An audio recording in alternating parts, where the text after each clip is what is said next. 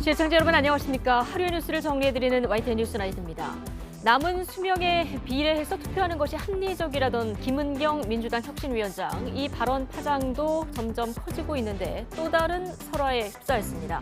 대통령 호칭을 생략하고 그 밑에서 일하는 게 치욕스러웠다고 했는데 당을 혁신하러 온 위원장의 1.1 설화에 혁신이 존재 자체가 흔들린다. 이런 분석도 나옵니다. 이 밖에 정치권 관심 뉴스들은 나이트 포커스에서 다뤄보고요. 연일 계속되는 폭염특보의 온열질환 사망자가 너무 많이 늘고 있어서 걱정입니다. 수요일 뉴스나이트 헤드라인 보시고 관련 소식부터 전해드립니다.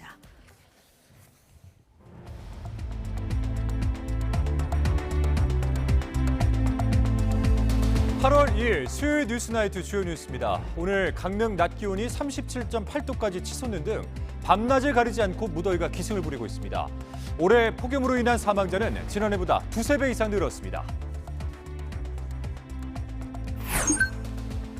정부와 여당이 철근 누락 아파트 사태와 관련해서 긴급회의를 열었습니다. 당정은 입주 예정자에게 계약 해지권을 부여하기로 하는 등 대책을 마련하기로 했습니다. 미국 국가신용등급이 12년 만에 강등당하자 우리 증시는 하락하고 원달러 환율이 급등했습니다. 우리 정부는 국내 영향이 제한적일 거라 시하면서도 필요할 경우 신속하게 시장 안정에 나서기로 했습니다. 지난달 소비자 물가 상승률이 25개월 만에 가장 낮은 수준인 2.3%를 기록했습니다.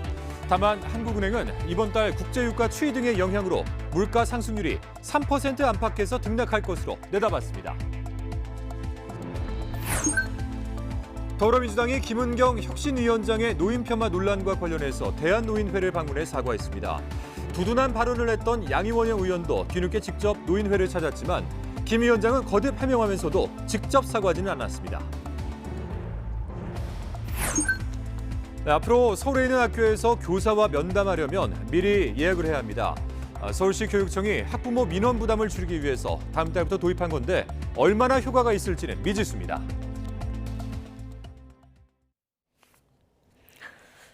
네, 숨막히는 무더위가 계속되면서 온열 질환자가 속출하고 있습니다. 오늘도 땡볕에 폐지를 수집하던 여성이 집에서 숨진 채 발견되는 등 올 여름 폭염 추정 사망자가 벌써 지난해 3배 수준을 넘어섰습니다. 자세한 내용 취재기자 연결해서 들어보겠습니다. 박정현 기자. 네, 사회부입니다. 네, 오늘도 전국 대부분 지역에 폭염 경보가 내려져 있는 상황인데요. 온열 질환 피해자가 지난해보다 많이 늘고 있군요. 네, 그렇습니다. 오늘 오후 3시 반쯤 광주 동구 소태동에서 67살 여성이 집안에서 심정지 상태로 발견돼 병원으로 옮겨졌지만 끝내 숨졌습니다.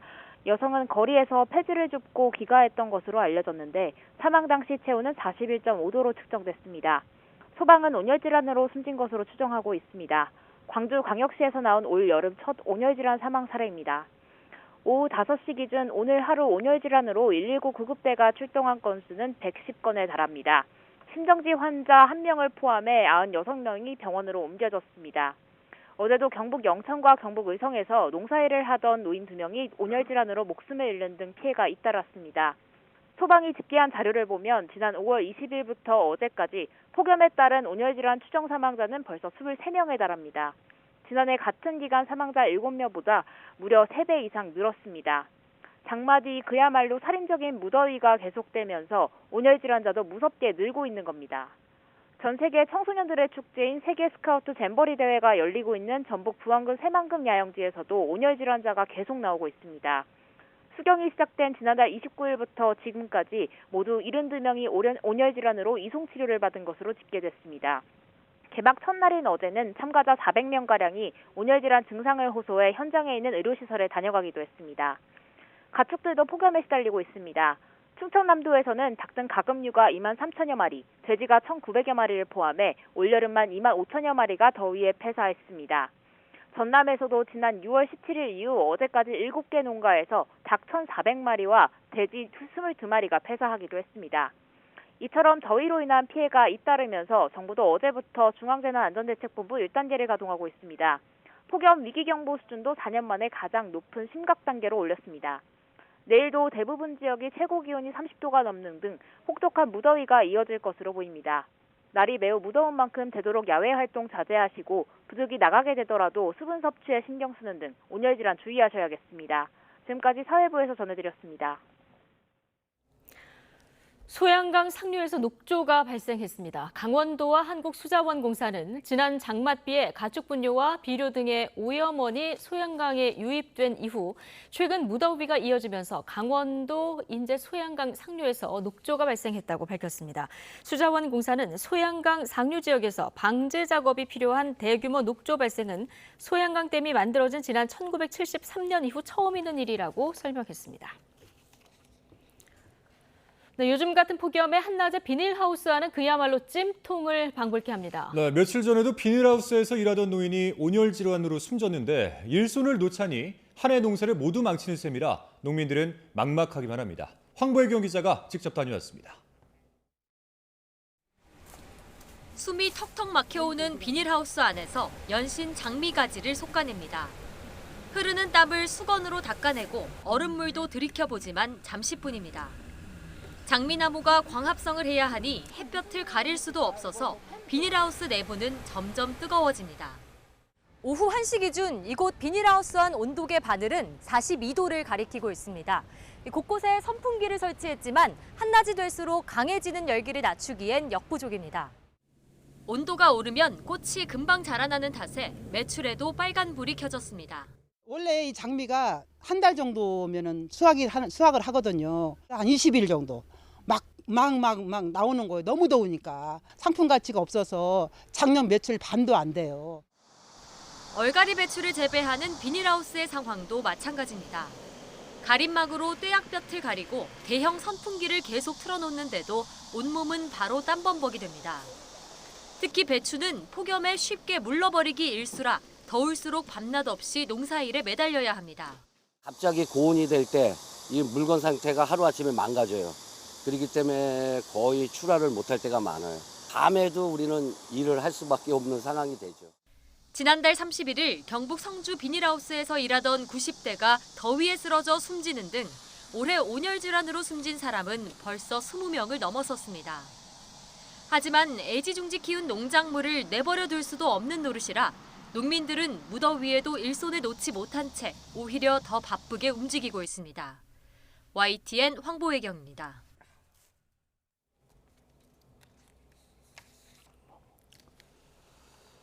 자, 지금 새만금에서는 전 세계 청소년들이 모이는 커다란 축제 2023 세계 스카우트 잼버리 개영식이 열리고 있습니다. 네, 자 윤석열 대통령이 잠시 뒤에 이곳을 찾아서 기념사를 할 예정인데요. 저희가 화면이 들어오는 대로 다시 환영사를 들어보겠습니다. 자, 다른 소식 갖다가 볼까요? 아니면 현장을 지금 보면서 설명을 드릴까요? 예.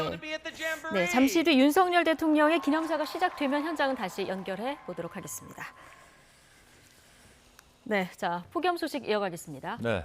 민주노총 전국건설노동조합이 건설 현장 온열 질환 사망재해는 예고된 죽음이라며 폭염 대책을 법제화하라고 촉구했습니다. 건설노조는 오늘 낮 11시 용산 대통령실 앞에서 기자회견을 열고 건설 현장 5개 작업을 고열 작업으로 인정해야 한다며 이같이 밝혔습니다. 노조는 체감 온도가 35도가 넘으면 오후 2시부터 5시까지 5개 작업을 중지해야 하지만 설문조사 결과 폭염에도 별도 중단 없이 일한다고 응답한 비율이 81.7%에 달했다며 정부의 폭염 대책은 권고 수준에 불과하다고 비판했습니다. 열 스트레스라는 지수가 있습니다. 실제 여름철 야외에서 사람이 느끼는 더위의 정도를 나타내는데 이 지수는 온열 질환자 수와도 밀접한 관계가 있습니다. 네, 이 극한 열 스트레스 일수가 금세기 말에는 지금보다 12배나 급증한다는 연구 결과도 나왔습니다. 김민경 기자입니다. 34.9도. 올해 서울 최고 기온을 보였던 7월 3일과 30일. 체감 온도는 모두 34도를 넘었지만 열 스트레스 지수는 32.5도와 34.5도로 차이가 컸습니다. 기온의 습도만 반영한 값이 체감 온도라면 열 스트레스 지수는 습도의 바람, 일사량까지 고려했기 때문입니다. 야외 환경에서 사람이 느끼는 더위의 정도를 가장 잘 표현해 온열 질환자 수와 밀접한 관계가 있습니다. 온열 질환자는 열 스트레스 지수가 30도 이상이 되면 급증하기 시작해 32도 이상 구간에서 가장 많이 발생합니다. 현재 우리나라 권역별 여름철 열 스트레스 지수는 28.1도씨이고요. 열 스트레스 지수의 상위 5%에 해당하는 극한 열 스트레스 1의 기준값은 우리나라 평균 32.8도씨입니다. 그런데 온난화가 계속되면 이 수치가 크게 뛰어오릅니다. 지금처럼 온실가스 배출을 계속한다면 금세기 말에는 열 스트레스 지수가 35.8도까지 치솟고 화석연료 사용을 억제해도 극한 열 스트레스 지수 수준까지 상승합니다. 온열 질환이 속출하는 극한 열 스트레스 1도 현재 7.6일에서 최대 94.2일로 12배 늘어납니다.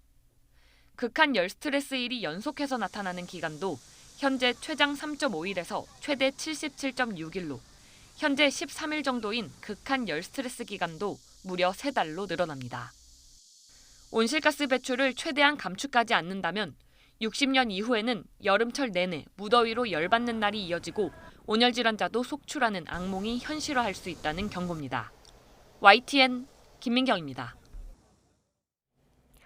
한국토지주택공사가 철근 누락이 확인된 15개 아파트 설계와 시공, 감리 관련 업체들을 경찰에 수사 의뢰하겠다고 밝혔습니다. 또 전관예우 관행을 차단하기 위해서 입찰 시 퇴직자 명단을 제출받는 등 건설 카르텔 척결을 위해 공정건설 추진본부를 설치하기로 했습니다. 윤혜리 기자입니다.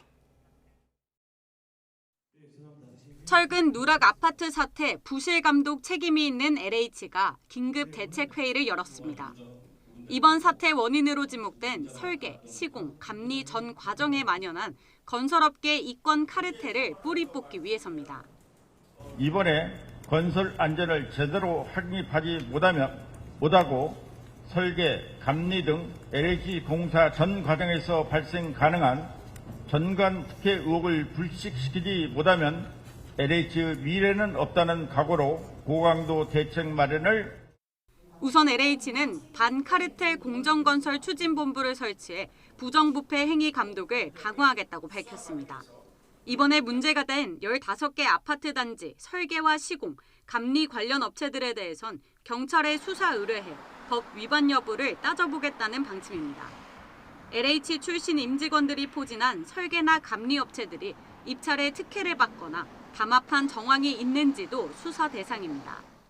실제로 YTN이 경실련을 통해 확보한 LH 퇴직자 취업업체 현황 자료를 분석한 결과 철근 누락이 확인된 아파트 15곳 가운데 최소 13곳이 정관업체가 설계를 맡은 것으로 나타났습니다.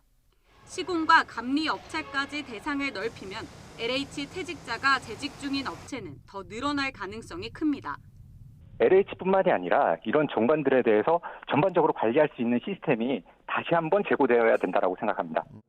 LH는 부실 시공업체가 한번 적발되면 다신 입찰할 수 없도록 제도를 개선하고 입찰업체에 퇴직자 명단을 제출받는 방안을 고려하고 있습니다. 전관이 없는 업체에 대해서 일정한 가점을 주는 방안도 현재 검토 중에 있습니다.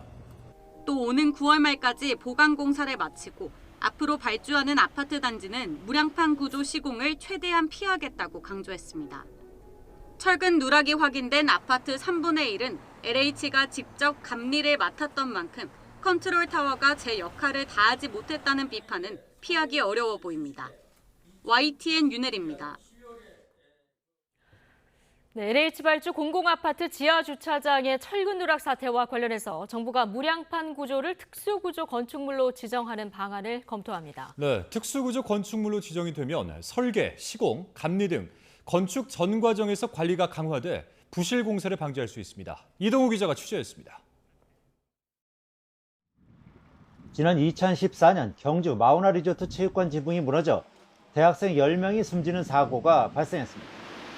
이 사고 이후 정부는 특수구조 건축물 관리를 강화했습니다. 특수구조물은 구조 안전성을 확보하기 위해 각종 건축 기준과 절차를 강화한 건축물을 뜻합니다. 특수구조물로 지정하면 구조의 특수성을 이해하는 전문가가 설계와 공사, 감리 전 과정에 참여하게 됩니다.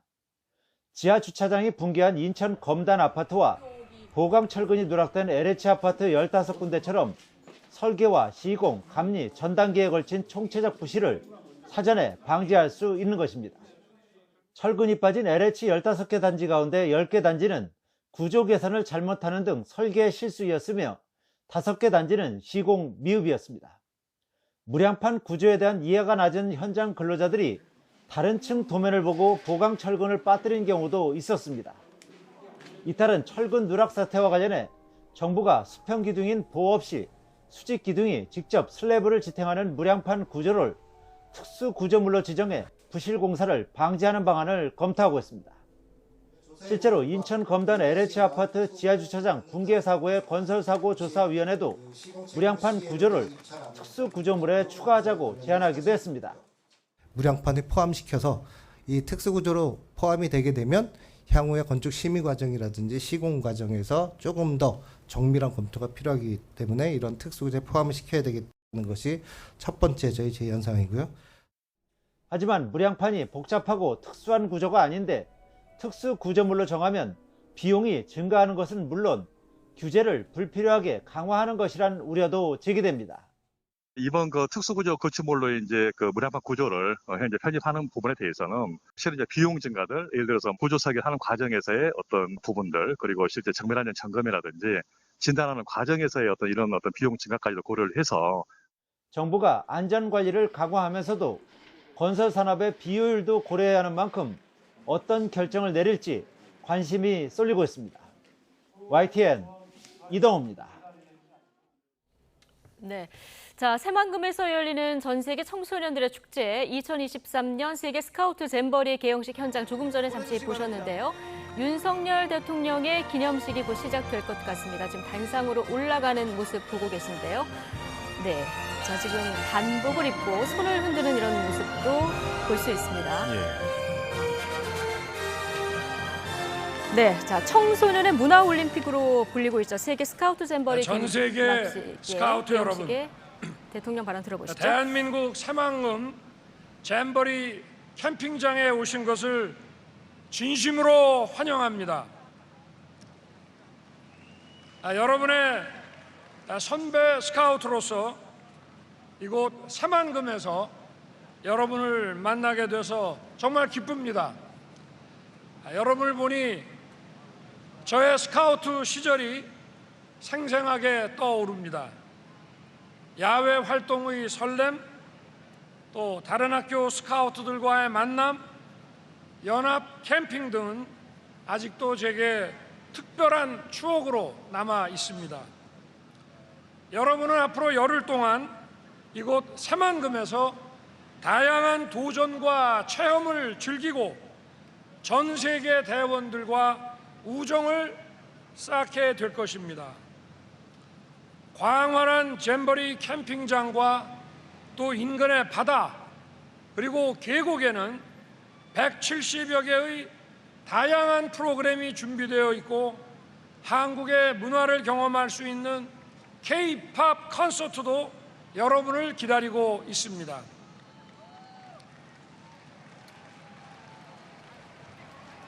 마음껏 젊음을 즐기시고 전 세계 스카우트들과 멋진 추억을 만드시기 바랍니다.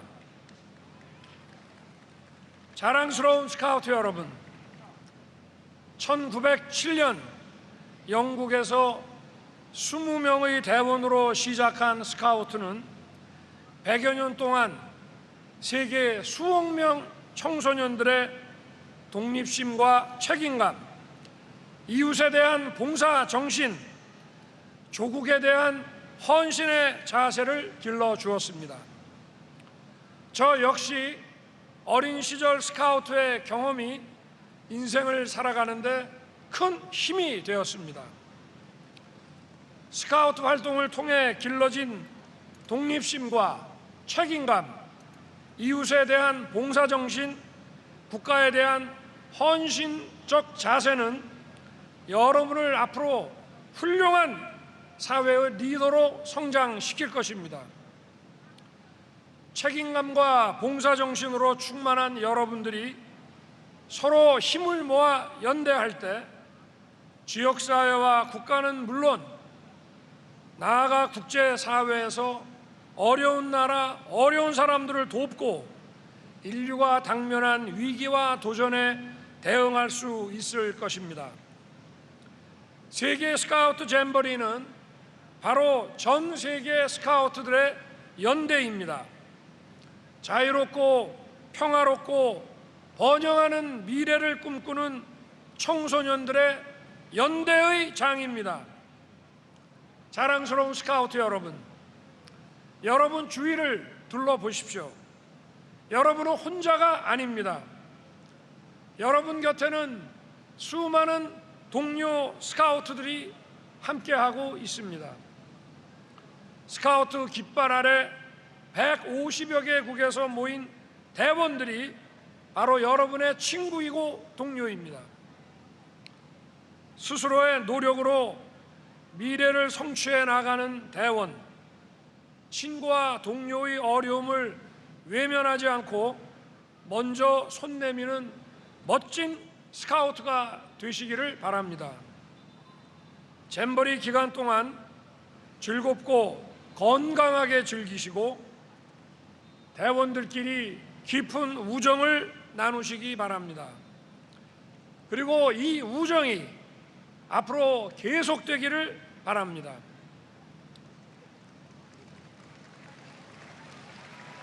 저는 스카우트 여러분의 꿈과 도전을 강력하게 지지하고 응원하겠습니다.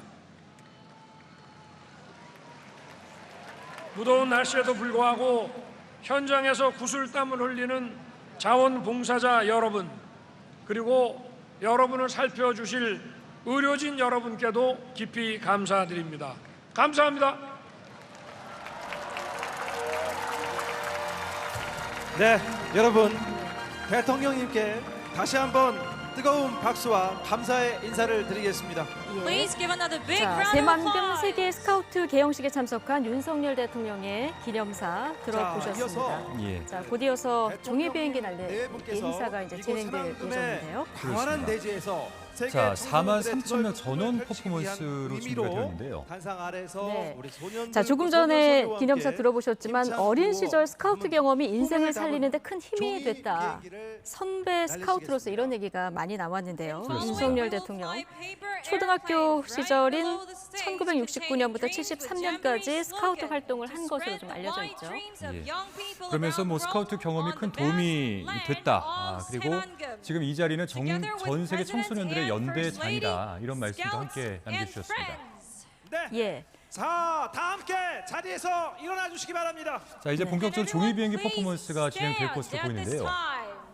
네, 지금 개영식 행사가 진행되고 있고요. 자, 정진영 앵커, 그런데 왜 개회식이 아니라 개영식입니까? 이제 야영이기 때문에 그렇기 때문에 이제 야영을 연다 그런 의미에서 개영식이라고 명칭을 하는 것 같습니다. 저희가 자, 이제 사회적 구호가 있을 것 같습니다. 라고 외치면 Here I will say draw your first. 여러분께서는 드림스를 함께 외쳐 주시면서 날리도록 하겠습니다. And then everyone will respond by 그러니까 이제 saying dreams. 너의 and launch 꿈을 그려라. the 이 airplanes at 구호를 the 지금 same time. 나눠서 외치는 거거든요. 모두 이제 아나운서가 준비되었으면 드림 유어를 외치면 구호를 여기에 이제 저희가 참석한 참석자들이 외치겠습니다. 드림을 외쳐라. 이제 그런 내용들을 설명하고 있습니다. 둘, 셋.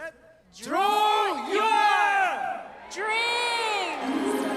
네, 이렇게 4만 3천 명의 스카우트 대원들이 모두 종이 비행기를 날리면서 이 개영식을 축하하고 있습니다. 네, 오늘 김건희 여사도 자리를 함께했군요. 윤석열 대통령 내외가 함께 자리한 세계 스카우트 개영식 모습을 지금 보고 계십니다. 예. 각자의 꿈과 소망을 담은 종이 비행기를 날렸고요. 지금 불꽃도 피어오르는 모습을 볼 수 있습니다. 이 종이 비행기 퍼포먼스를 끝으로 자, 25회 세계 스카우트 잼버리 대회 170여 개 다양한 프로그램과 K-팝 콘서트도 준비가 되어 있다고 하는데요. 네. 자, 오는 12일까지 진행이 됩니다.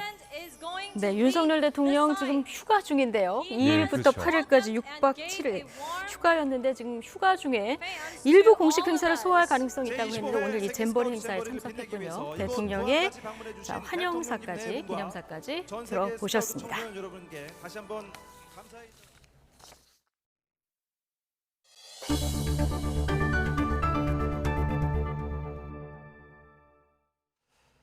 뉴스 이어가겠습니다. 이동관 방송통신위원장 후보자에 대한 인사청문 요청서가 제출되면서 공이 국회로 넘어간 가운데 야권은 공세 고삐를 더욱 조였습니다. 특히 이 후보자의 이른바 공산당 기관지 발언을 집중적으로 파고들었는데 여당은 언론의 공정과 책임을 강조한 발언이었다고 엄호했습니다. 박광열 기자입니다. 첫 출근길에서 이 후보자는 자신에게 제기된 언론 장악 논란에 이렇게 답했습니다. 이 공산당의 그 신문이나 방송을 저희가 언론이라고 얘기하지 않습니다. 사실이나 진실을 전달하는 게 아니라 주장을 전하는 것이기 때문에 저희는 그거를 기관지. 특정 정파의 논리나 주장만을 무책임하게 전달해선 안 된다는 취지인데 야권은 발끈했습니다.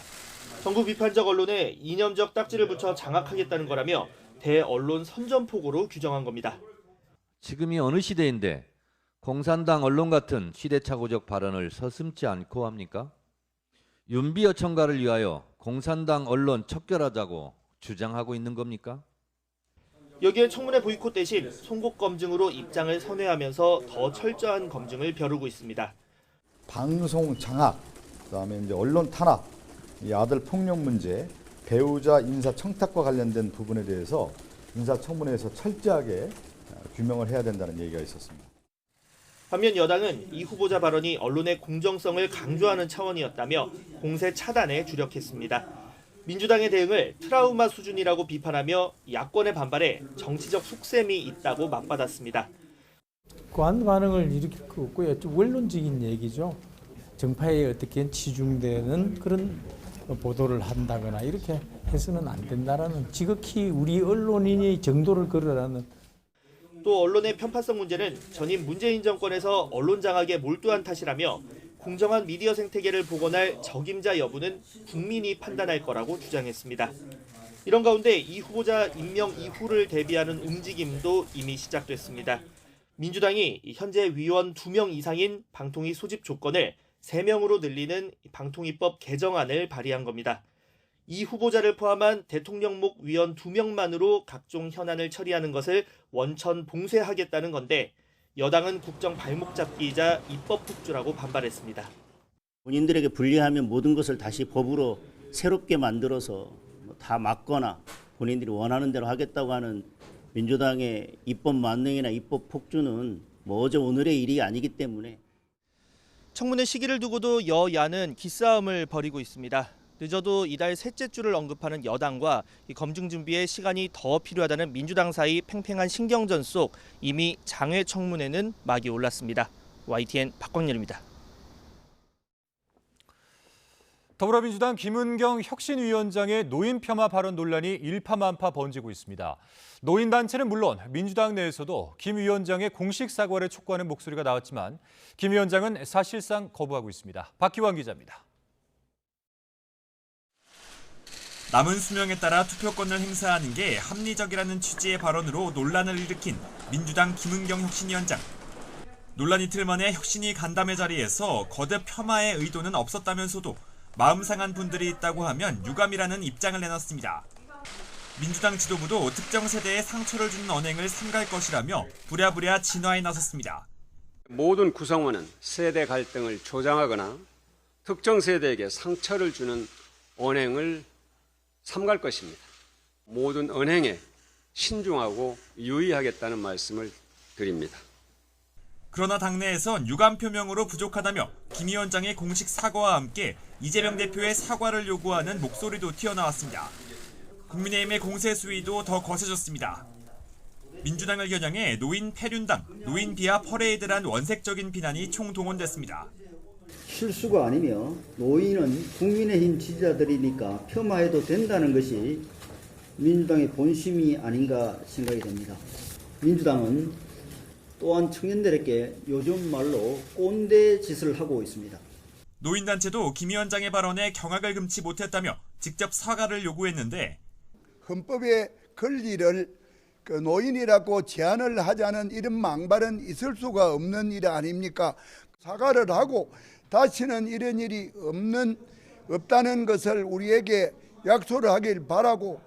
김 위원장은 공식 사과 대신 예정됐던 혁신위 일정을 소화하고 있습니다. 대신 민주당 지도부가 직접 노인단체를 찾아 사과의 뜻을 전한 것으로 전해졌습니다.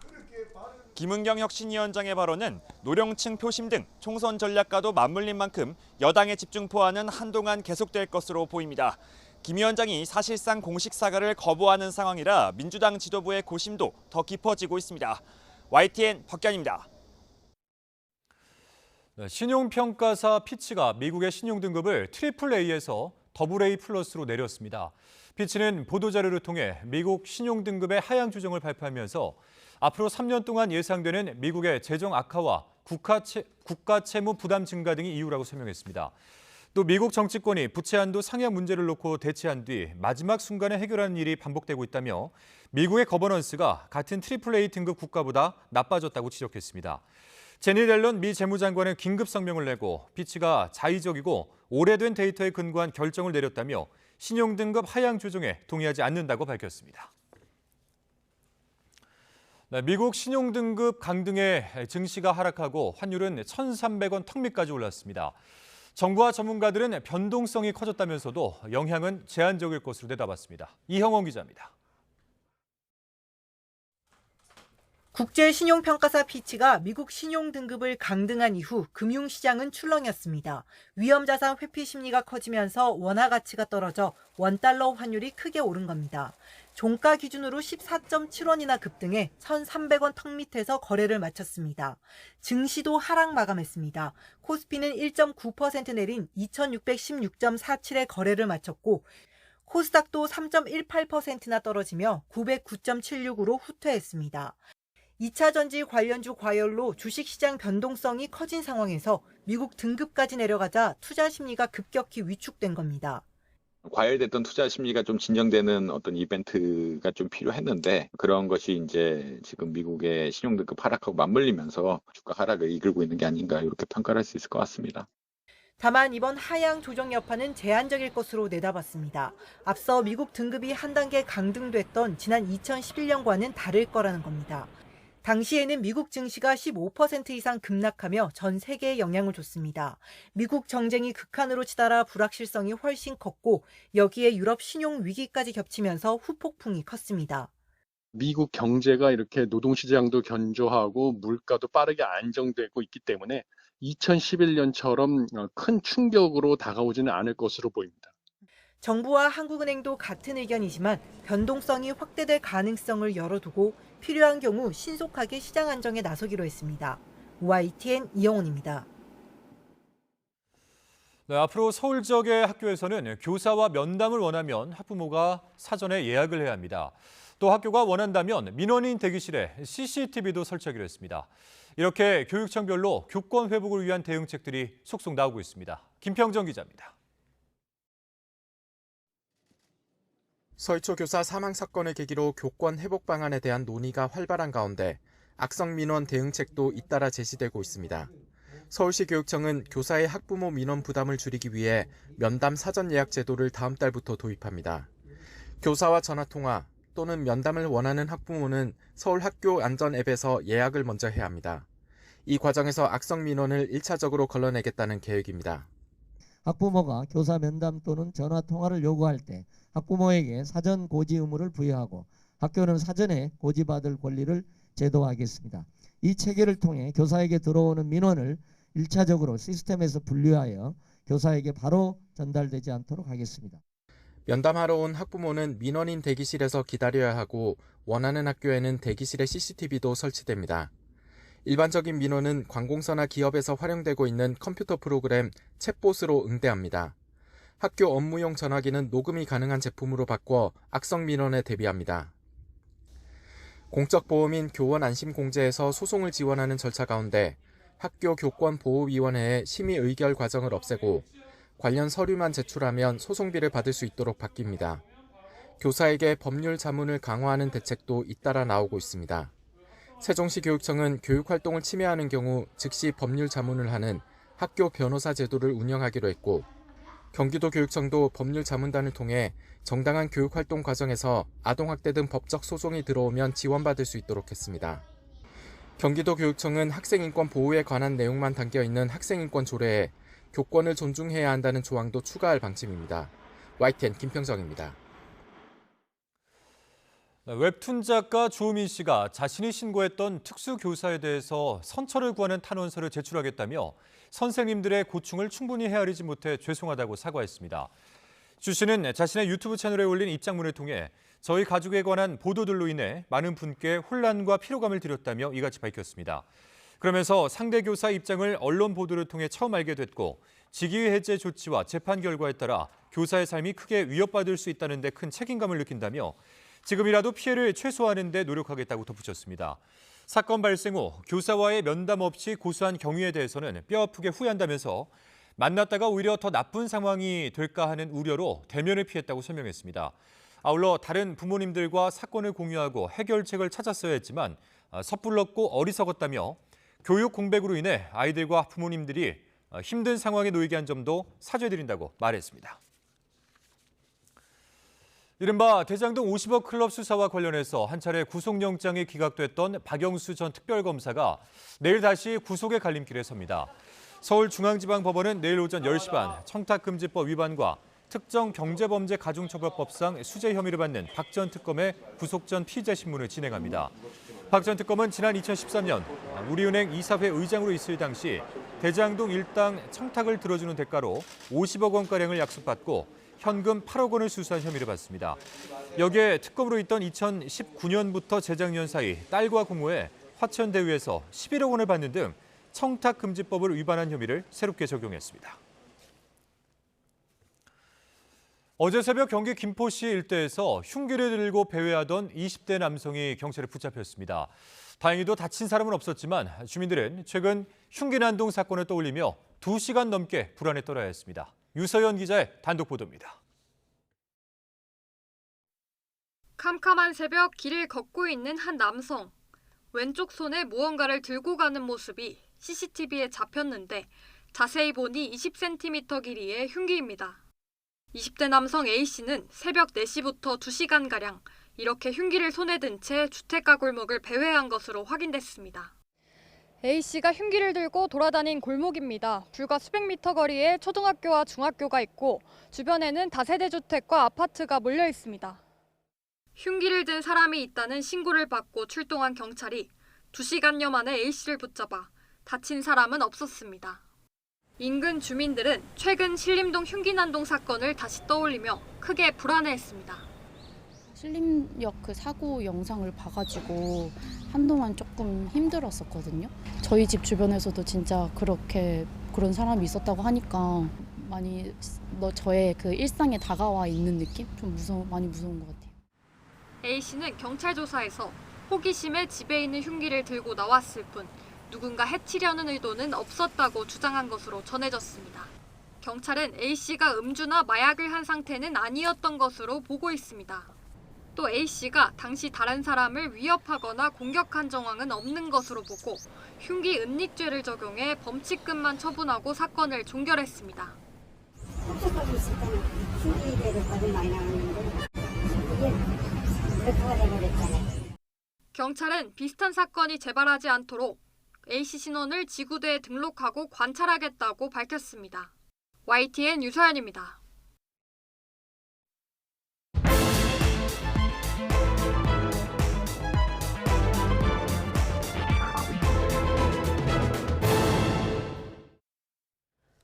네, 정치권 관심 뉴스들 진단해보는 나이트 포커스. 오늘은 김재섭 국민의힘 도봉갑 당협위원장 그리고 서영주 더불어민주당 상근부대변인 두 분과 함께하겠습니다. 어서 오십시오. 안녕하십니까? 안녕하세요. 네, 자 김은경 민주당 혁신위원장 발언 논란이 오늘 또 하나 일었는데요. 자 이번에는 윤석열 대통령을 겨냥한 발언이에요. 그러니까 뭐 윤석열 대통령이라고도 안 하셨더라고요. 윤석열 이렇게 이름만 불러서 굉장히 좀 무례하다는 생각이 좀 들었고요. 치욕스럽다는 표현을 쓴 거 아니겠습니까? 윤석열 임기 동안에 본인이 공무원 생활을 마쳤다라는 건데 글쎄요, 저는 그 치욕스럽다는 말이 굉장히 좀 이상하게 들렸던 것이 사실은 얼마든지 본인이 윤석열 정부 하에서 일하기가 어렵다는 판단이 있었다 그러면 일을 그만두고 나올 수 있는 기회가 많았다고 생각합니다.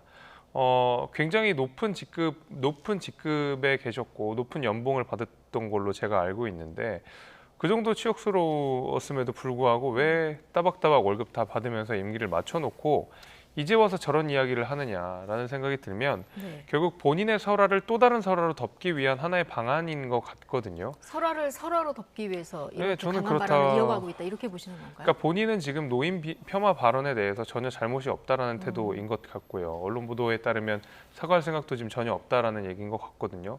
그렇다고 했을 때 본인이 약한 모습을 보이면 안 된다. 더 강경하게 나가자. 이것은 정치적 프레임이지 나의 말실수가 아니다. 이렇게 이야기를 하고 있는데 정치적 프레임이라고 하는 것이 결국 상대방에서 제기하는 것이라고 생각해 보면 상대 진영은 결국 국민의힘과 정부 여당 아니겠습니까? 그러다 네. 보니까 본인의 말에 대한 공격이 본인의 말에 대한 어떤 사과가 아니라 이거는 구태 프레임, 본인이 직접 쓰신 표현입니다. 구태 프레임이고 그 저변에는 정부 여당이 있다. 그렇기 때문에 뭐 윤석열 대통령에 대한 좀 무례한 발언까지도 네. 같이 이어져서 한 게 아닌가 저는 그렇게 생각이 됩니다. 예, 지난 1일에 인천 시민과의 대화에서 나온 발언인데 앞서 이제 저희가 그래픽으로 보여드린 것처럼 대통령 호칭은 없이 윤석열 밑에서 임기를 마치는 게 엄청 치욕스러웠다. 자, 이 얘기를 했는데요.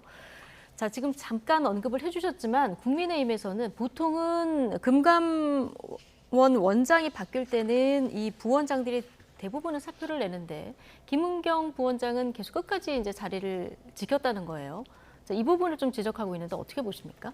뭐 굳이 뭐 비판을 받을 수 있는 여지는 있는 것 같아요. 그러니까 저 말을 안 했으면 그런 비판 안 받았겠죠. 뭐 부원장으로서 본인이 역할이 있었다고 생각해서 책임을 다했을 수도 있겠다라고 했는데 뭐 창피했다라고 본인이 얘기해 버리면 그 비판에 직면할 수밖에 없다. 뭐 논리적인 구조는 그런 것 같습니다. 네. 하지만 뭐 이유는 본인이 아시겠죠. 근데 이제 아까 뭐 말씀한 대로 설화로 덮는다. 이거는 이제 그건 좀 격이 다른 것 같아요. 네. 뭐 윤석열 대통령이라고 함이 옳지요. 물론 이 개인 김은경 교수였다면 그냥 윤석열 이렇게 호칭이 없어도 돼요. 본인의 정확한 뭐 대통령으로 생각 안 할 수도 있어요. 국민으로서. 그거는 이제 한 사람의 국민으로서 발언할 수 있지만 당의 혁신위원장이다. 예. 라는 자리는 공적인 자리이기 때문에 되도록이면 호칭을 붙여주는 것이 좋죠. 감정이 좋든 안 좋든 간에 그거는 이제 상대를 높임으로써 본인 스스로 높아지는 거 아니겠습니까? 간혹 가다 보면 예전에 문재인 정부 시절에도 문재인 대통령에 대해서 그 야당 인사들, 당시에 뭐 국민의힘 인사들이 야당 정치인들이 뭐 문재인 했고요. 뭐 지금도 보면은 원희룡 장관께서도 이재명 대표를 안 하고 이재명이라 했다가 그 상임장에서 또 뭐 고성이 난무하고 그러지 않습니까? 그러니까 이 발언을 가지고 지금 김은경 위원장이 최근에 이제 노인 폄하 발언에 대해서 휩싸였는데 저는 그거 같아요.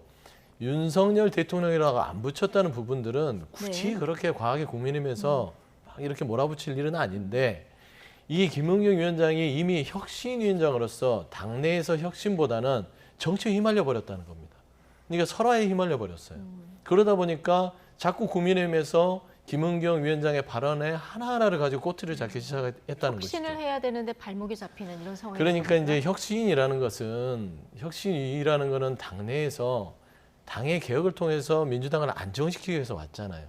그러면은 모든 발언들이 민주당의 개혁은 이런 안이 있어서 이런 혁신 방향으로 가겠다라는 발언들이 주가 돼야 되는데 자꾸 보면은 언론 인터뷰나 어떤 간담회나 어떤 외부 인터뷰를 통해서 조금 정치적인 발언들이 많이 쏟아지다 보니 실수가 있기 마련이고요. 네. 최근에 엊그제 노인 폄훼 발언으로 오해받을 수 있는 발언 속에서 본인이 설화에 휩싸이다 보니 오늘도 따지고 보면 윤석열 대통령이라고 안 했던 부분들이 두 가지잖아요.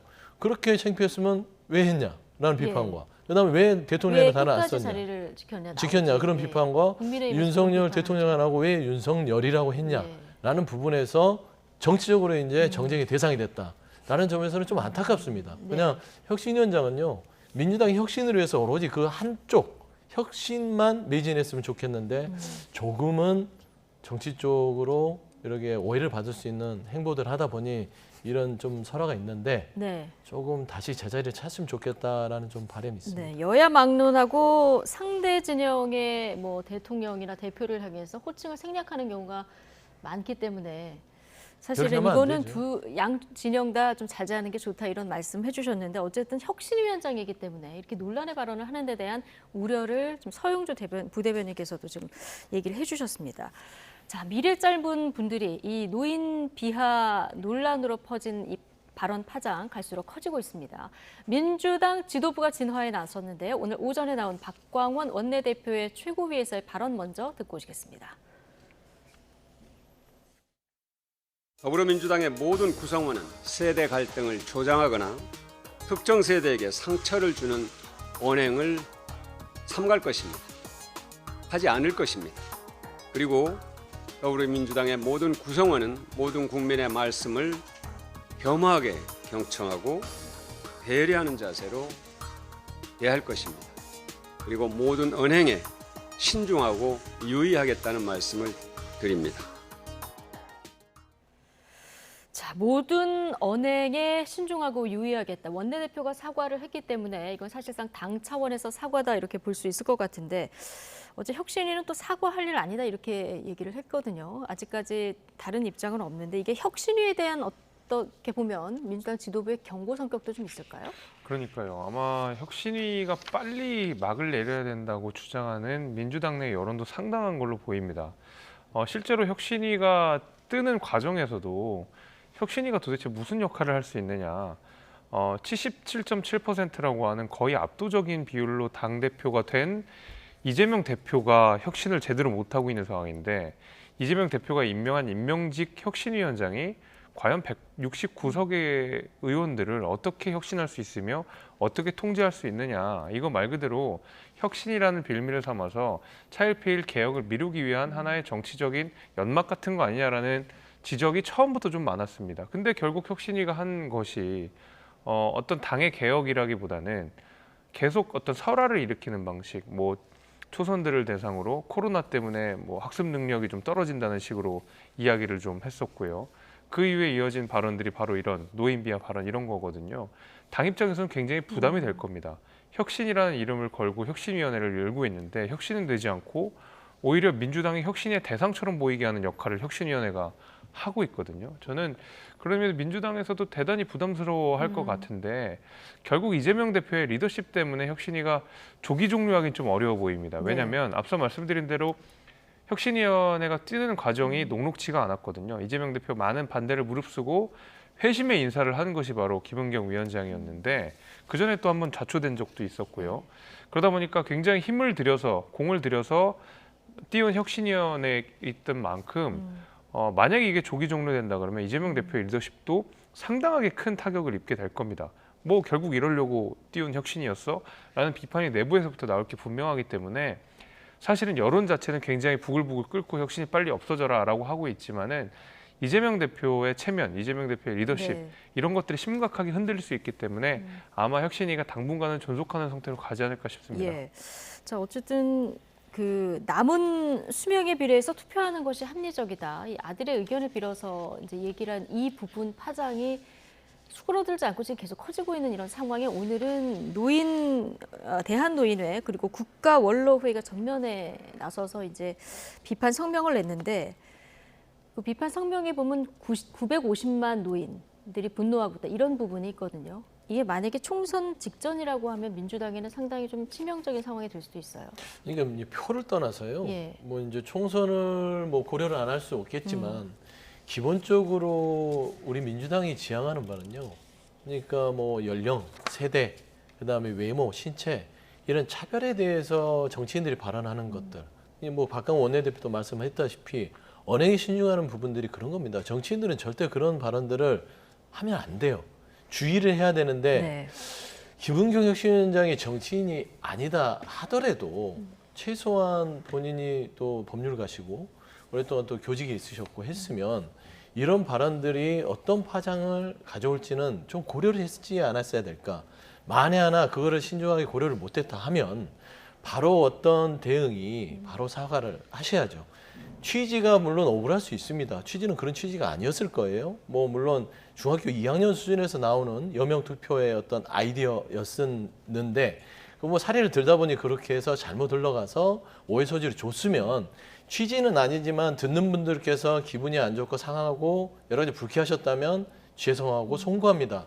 라고 단박에 정리를 했다면 저는 여기까지 오지 않았을 거라고 생각합니다. 근데 이게 본인의 취지가 본인이 인정을 하게 되면 뭔가 지는 것 같고 또 취지가 훼손되는 것 같아서 고집을 피우시는데 그렇지 않습니다. 민주당의 많은 의원들께서 얘기를 했어요. 이거는 국민들을 보시기나 또 나이 드신 어르신들이 보기에 불쾌할 수 있다. 그러니까 아무리 취지가 좋다 하더라도 듣는 분들이 불쾌하면 그 부분에 대해서 설명을 해라. 라고 했음에도 불구하고 지금 박강원 원내대표 그리고 심지어 이재명 대표까지 책임론까지 이어진다는 것은 네. 혁신위원장으로서 민주당을 돕기 위해서 온 것인지 아니면 뼈와 껍질을 벗긴다고 그렇게 혁신을 얘기해놓고 거기에 소금을 뿌리러 온 것인지 저는 그런 측면에서는 조금 지금까지 행보를 보면 아쉬움이 커서 이런 혁신위원장으로서의 설화, 그다음에 태도, 그다음에 당에 부담을 주는 이 현재 상황에서 혁신위가 그 동력을 어떻게 다시 되살릴 수 있을지 저는 그게 제일 고민이 됩니다. 네. 어쨌든 이 발언 나오다 보니까 과거에 민주당에 있었던 노인 관련해서 좀 논란이 됐던 발언들이 줄줄이 소환되는 상황까지 되다 보니까 지금 지도부 상당히 곤혹스러운 이런 상황이 됐는데요. 자, 민주당 지도부 오늘 오후에는 대한노인회를 직접 찾았습니다. 어제 김은경 위원장 옹호 발언을 했다가 여론의 문매를 맞았던 양이원영 의원도 직접 찾아서 머리를 숙였는데요. 발언 듣고 오시겠습니다. 모든 사람에겐 1인 1표의 그 민주주의 참정권이 있고 그거를 부정하는 사람은 아무도 없다고 생각하고요. 김은경 위원장님도 저도 그건 동의하지 않습니다. 그건 말도 안 되는 얘기고요. 그래서 그런 오해를 불러일으킨 거에 대해서 정말 죄송하게 생각합니다. 저는 절대 그런 생각 가지고 있지 않고요. 전국에서 분노하는 노인을 개실해가지고 아미라고 사람들 때려야 그 사람들이 속이 풀릴 건데 뺨을 때릴 수는 없고 내가 명함이라도 하나 때립니다. 네, 앞으로 각성하시고. 네, 내가 명함이라도 한 대 때린다라는 얘기를 좀 듣고 오셨는데 어제 양이원영 의원 같은 경우에는 지금 투표하는 많은 분들 미래에 살아있지 않다는 발언을 썼다가 이제 해명하고 사과했고요. 오늘 가서 또 직접 가서 죄송하다 이렇게 또 사과를 했어요. 뭐 사과를 한 것은 그나마 좀 다행인데 아마 좀 연세가 있으신 분들한테는 굉장히 큰 상처가 됐을 거라고 생각합니다. 대한민국 이렇게까지 만들었고 산업화의 주역이신 분들에게 투표권 주는 게 좀 아깝다는 식으로 이야기를 민주당에서 나온 거기 때문에 대단히 부적절한 발언이었다고 생각하고 한시라도 빨리 사과를 드렸다라는 점은 이제 칭찬을 할 일이고 다행이라고 생각이 되지만은 저 자리에 김은경 혁신위원장이 없다는 것은 또 굉장히 큰 문제라고 생각합니다. 그러니까 말하자면은 김은경 위원장은 확신범이라는 소리인 것 같은데 이걸 뭐 말실수라고 인정하지 않고 본인이 어떤 확고한 철학 같아요. 그러니까 젊은 세대가 중요하다는 건 알겠지만 그렇다고 해서 나이가 많은 사람들의 표가 더 중요하지 않은 것은 아니거든요. 네. 저는 그런 의미에서 그런 누가 봐도 노인 편인 발언, 그 발언 그대로라 그러면 미래가 짧은 분들의 왜 1인 1표냐라는 표현은 본인이 직접 쓴 표현입니다. 그리고 실제로 그게 합리적이라는 표현도 썼어요, 본인이.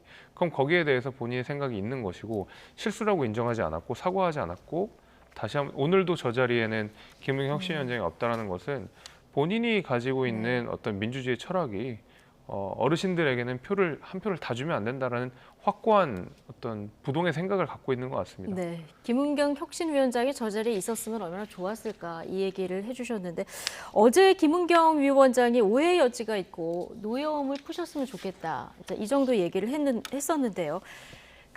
아직까지 직접적인 사과는 나오지 않고 있는 상황입니다. 자, 오늘 카메라에 김은경 위원장이 또 잡혔는데요. 어제 발언에서 조금 진전된 발언이 있었을까요? 듣고 오시죠. 어린아이하고 아주 몇 년 전에 했던 대화를 예시로 끌어내서 무엇인가 청년들한테 투표장에 올 수 있게끔 하는 투표권이 그렇게 중요하다라는 말을 표현하는 과정이었는데 그 부분을 이제 다소 오해 있게 들으신 경우가 있어서 그것으로 인해서 마음이 상하신 어르신이 계시다는 거 잘 알고 있습니다. 노여움을 푸시고요. 그런 뜻이 진짜 아니었음을 이 자리를 통해서 다시 한번 말씀드립니다. 어제하고 비슷한 발언인데 오늘 발언입니다.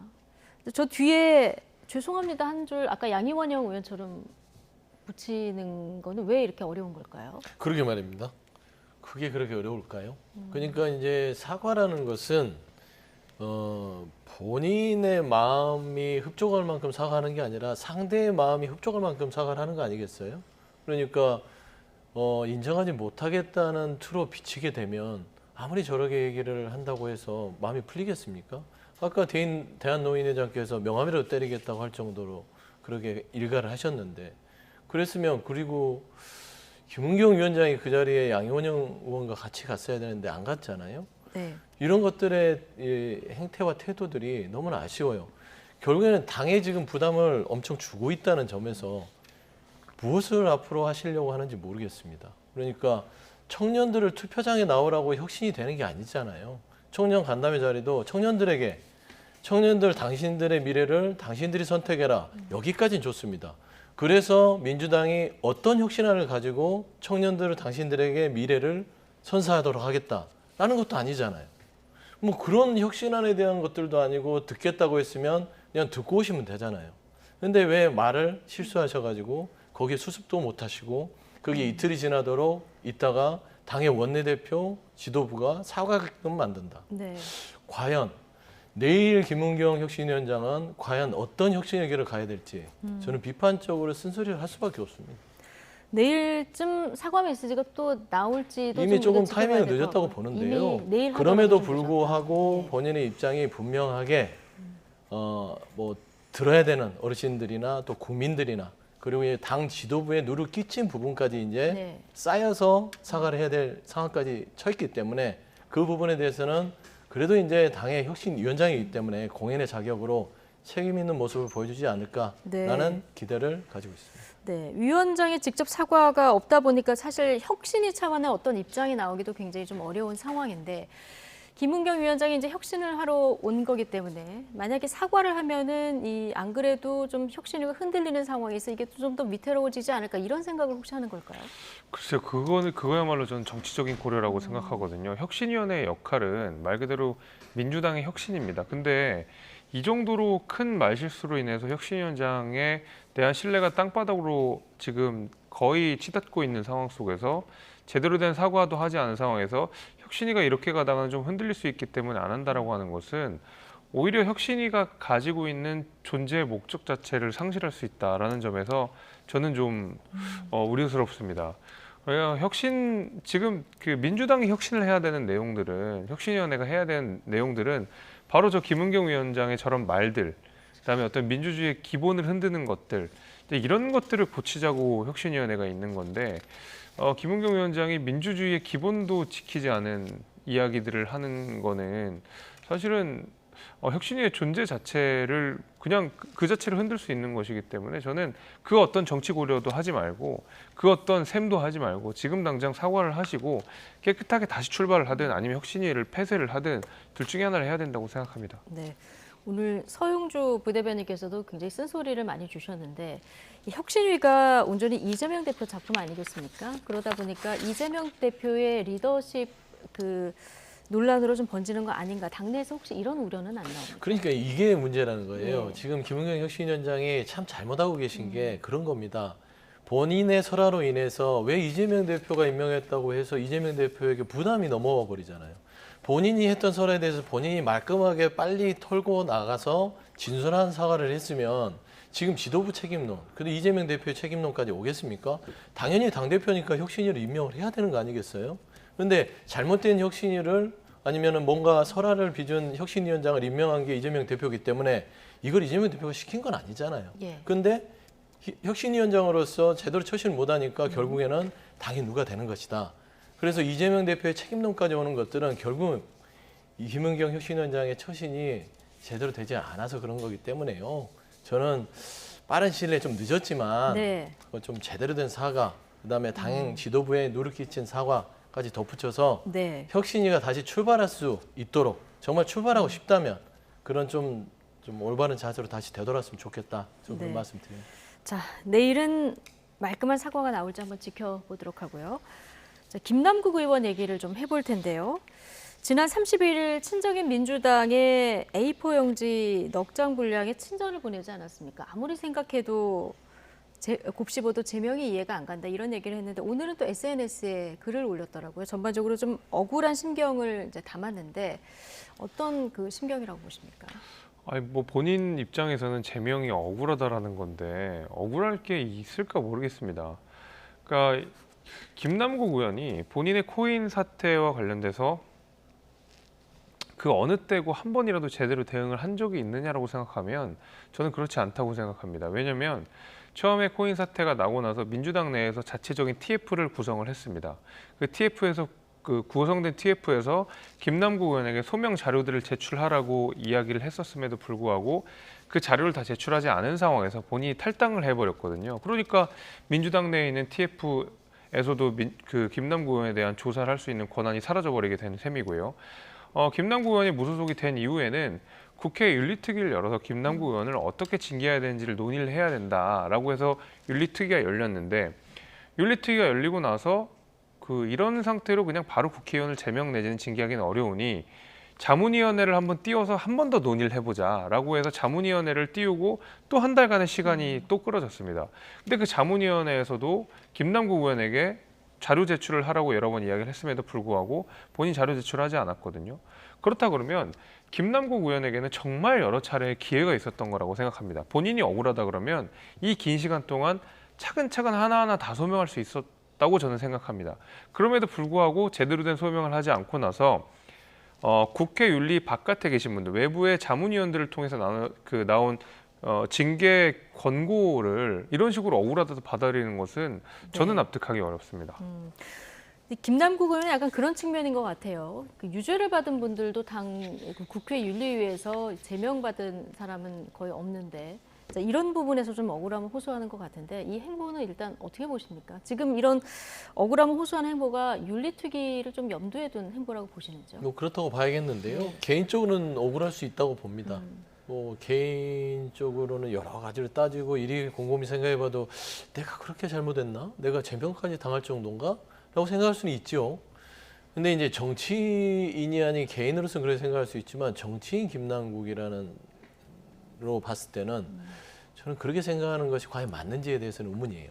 그러니까 선당우사라는 부분들이 각 정치인들에게는 무슨 수명 같은 것입니다. 무슨 숙제 같은 것이죠. 예. 선당우사를 해야만 정당 정치의 어떤 일원으로서 뭔가 제대로 된 정치를 하고 있다라고 하는 건데 나를 먼저 생각하고 당을 버린다면 과연 그 일원으로서 어떤 가치가 존중받을 수 있을지 라는 점에서는 지금 김남국 의원이 생각해야 될 거는 당을 먼저 생각하고 있는지 물론 이제 지금 탈당을 해서 무소속이긴 합니다. 근데 무소속인데 왜 민주당에 친정을 돌리겠습니까? 예전 친정 민주당이기 때문에 돌렸겠죠. 그리고 민주당을 다시 돌아오고 싶겠죠. 하지만 과연 돌아오는 게 당에 도움이 되는지 이런 부분에 대해서는 과연 스스로 생각하고 있는 것인지 그리고 윤리특위가 제명을 이렇게 결정을 했던 과정 속에서 과연 본인 스스로가 아까 말씀한 대로 제대로 된 소명이라든지 그런 응대를 했는지 먼저 스스로를 돌아본 다음에 당의 이런 친전들을 통해서 의원들에게 어떤 동의를 얻을 수 있는 어떤 명분을 만들어야 될 거 아니겠습니까? 네. 근데 제가 봐서는 민주당 의원들 중에서 김남국 의원에 대한 부분들 다소 친분이 있는 분들은 이해를 하지만 대다수 의원들이 김남국 의원의 어떤 이런 친전에 대해서 그렇게 호의적이지는 않을 것이다. 당내 분위기. 저는 그렇게 보고 있기 그렇습니까? 때문에 저는 김남국 의원의 할 수 있는 의도적 활동이 친전이기 때문에 그건 가난하다고 보고 비판할 이유는 없습니다. 다만 정치인 김남국 의원으로서 저는 마지막 어떤 시간들이 있음에도 불구하고 과연 끝까지 본인의 제명의 억울함을 얘기했을 땐 과연 어떻게 기억이 될지 저는 거기에 대해서는 좀 의문이기도 하고요. 안타깝기도 합니다. 억울하다. 자, 이런 심경을 연일 토로하고 있는 김남국 의원인데 오늘 동아일보가 이제 단독으로 보도한 내용인데요. 김남국 의원 어머니하고 여동생의 그 코인 지갑에서 수천만 원 상당의 가상화폐가 거래된 정황을 검찰에 포착한 것으로 이제 알려졌다. 이런 보도가 있었습니다. 근데 어머니가 이제 새벽에 거래한 흔적도 있고, 자 이거는 이 의혹은 좀 우리가 어떻게 봐야 될까요?